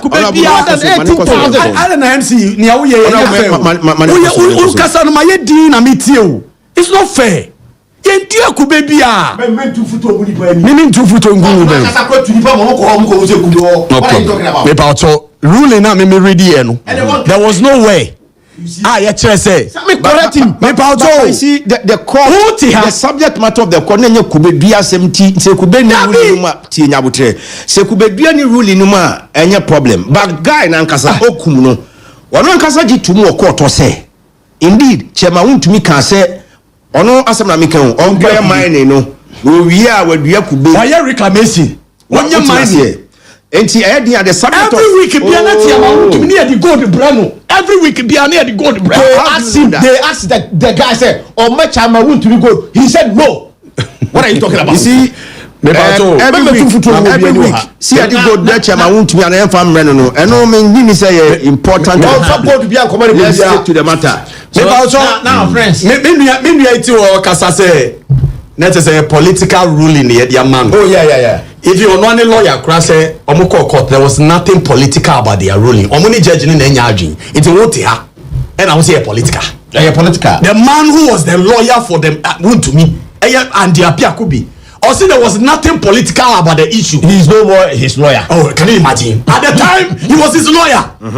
It is Jaisa Samneka Nyame can say then they stop you want to me say what do you concession which you have acquired legally I'm run outside then they stop you and now buying what power so bet your letter to the what do you call it the then land minister so me my brand here where you juma wo masase so why you mining a check about want to me why you mining a check so you must know the laws of mining onim say otro yes onim say otro letter otro letter ma but the person was not security council in the western region momo mani soldier bo heri inkum no ban e wo kanam say ya reclamation ya bo obi hu ban do you know but ya jai sa de na mo ye say you know say how defending what are you talking about that's what you are doing what are you talking about say reclamation yeah the soldier for the bo hu ban soldier for me ni letter ni be pie o mo ko che o mo ho no ni ba no mo to why no can say unim say MC wan ya fair to me Tembia you keep bringing him into your matter no na dey na say ba what dan wakonya hwe nanim now only can commander that's not fair I'm being very fair to you address me na jai say we address one abo o kan do be you ano e ko for appeal address me about you appeal now can we invite no invite me no na wa me invite you honorable me invite you so according to commander me invite you me about you letter copy wo court ho say chairman want to me through Akunta mining wrote a letter to the regional security council in the western region so man no soldier for no mo inkum no ban mano and passenger for ko no mo bo ho ban ma no me pa so say ye reclamation na ye bo obi ho ban enu na ye friend say circumstantial evidence enu na judge ni di hu say asema wo ka no so when you illegal mining na wo ya why would you need a military to guide you what the soldier ni here there and it is not true what be anya true yet you to me kwa mo say to me nya boni bia and then want to me na na opa cho say wa get 30 million Ghana cedi from Exim Bank that case is a different case it's a different case no problem me koya fuo e ba cho case nya pe no problem bank no or the fraudulent means we are fraudulent about Ibrahim Muhammad Jino no problem wa fraudulent way fraudulent way commander who say we invite you I have not invited you nyame pese me kan no nyame pese me kan you metre tie for say President Mahama and the NDC ye ni esabia wo chama wontumi ayama ne 20 years mu we have no idea ye ni mu eyo omani mra na ye adwuma chama wontumi aye mani wo kroma enye ne so should have known the mining laws of this country say uji concession now see minia boachi embeye adwuma wo soma wa amrani say go back to etisania mako yes mako Mr. Boachi we fear honorable me invite you what high dan amami abeju what dan send me want to me send me the sa dan ema rent without your permission as a landlord and no na amrani tire it is a obuso amrani say obuso a first na ye 3 years ye buy na ye dey call 5 years President Akufo-Addo, almighty President Akufo-Addo say, media me Galamsey. It me the back of 25 but years. I want to tell you, said the Akufo-Addo year was good. I have not said that it was not good. Is that what you are getting? Say, me cancer on you. Say, now Mrano Krano never. Me person me say, and next year I want to be that 20 years, sir. And can first na 5 years. But say I want to be them 20 years, sir. And Akufo-Addo necessary. In fact, Mukura say we should shoot and kill. And you second deputy speaker, Joe Wise. Osi Galamsey is so grievous. Say, you huni pano on site. As for him, he said we should not take the person to court. We should just shoot him and kill him. Everybody who does unlawful things, from Galamsey. Prince, Senipa Baku, SA community, now you see he should be shot and killed. Meme Fuaso. Under military regime, you cannot go and do that nonsense.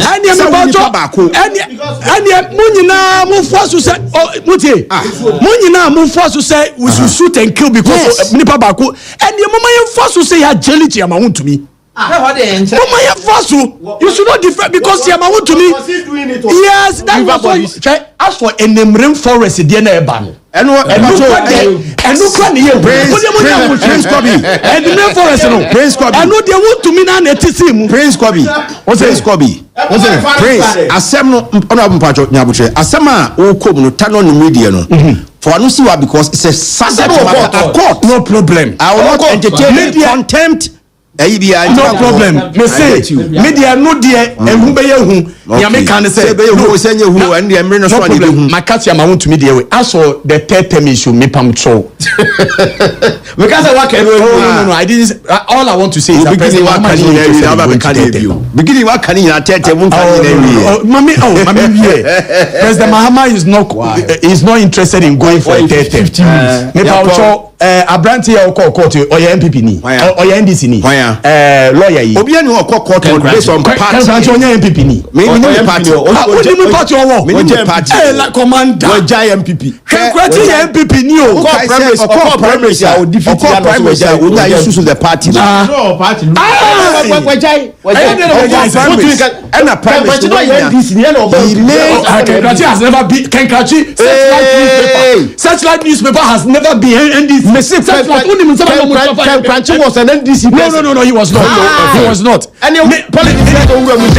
Commander, Ghanaians are allowed to test the law. That is democracy. Right. So we must not castigate or be a person or testing the laws of this country. The poster, any Afro barometer, info also is allowed to do his job. Why not? Also soliciting for polls to see the mindset of Ghanaians, and also I allow in a democracy. Very good. Oh, you are allowed to comment, but don't make him look as if so. I don't know.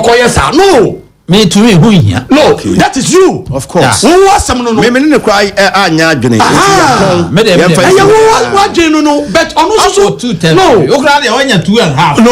Man can commander. I said you can have to Joma man esi opeso oko. Joma man can fi. Enti nipa na oye post no so ni oye ono so di adwuma no mani nye na adwuma.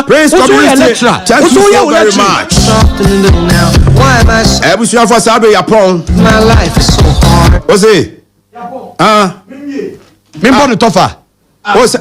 Dia na born tofa. Dia na born tofa. Oba ya wo sha sa se me as me catch us Mate commander wo dey say no paper no so. Commander wo dey kasa Mate. Mo ma no beto air time.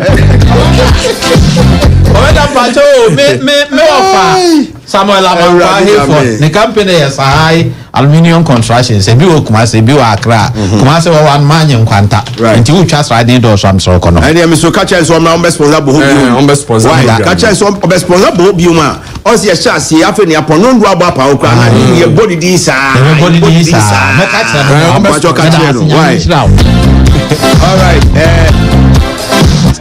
sada jumanity edu baby ana e too heated Prince Kobe Houston and they were breaking me here drum no waki kama gumasum sa ani na ka sa na humanity chef ma wa ton so say it's not that funny that the government promised a 24-hour economy down to building schools now they are building 24-hour markets. Why is that Tonsu Bosumchi road abandoned? Well, chef man, the roads I know says Abbey regional minister chess or may wrote singina into the chair for years and say we are quite no more. Ben blame so chess and the appear could be sent Chema wound to me to the slaughterhouse. One also not doing Yakubu Dombo, good evening to you. And also only NDC can take Ghana to the promised land. Eric Kwaku patriotic voices. One also consider the downfall of Chema wound to me is not the end of his life. Was it Dr. Kwame Nkrumah Makani na Kwaku jail? Nana Kwajo Dako says ye kasei wano atwam osrame runabout na obi ani ho awoye adwuma e wo srame runabout enti yan kanche Prince Kobe Houston. Well, I don't believe that rango for ndabia no be adwuma 24 hours, but sometimes and some days me hunu social media omo ye adwuma anajo, but probably not all days. Ya di dwade nyina si ya boafo no ye prekase DJ McJune and afi Kenneth Obin the multi planning master planner. Be here che my chief Samson Kwame Nyamiche general manager Hello FM regular host Bohobio. They kai also ochina ni ochina chi, that's Wednesday and Thursday. Ochina Tuesday, Wednesday, any Thursday. Eye specialist. Now type of Peace and Love Hospital.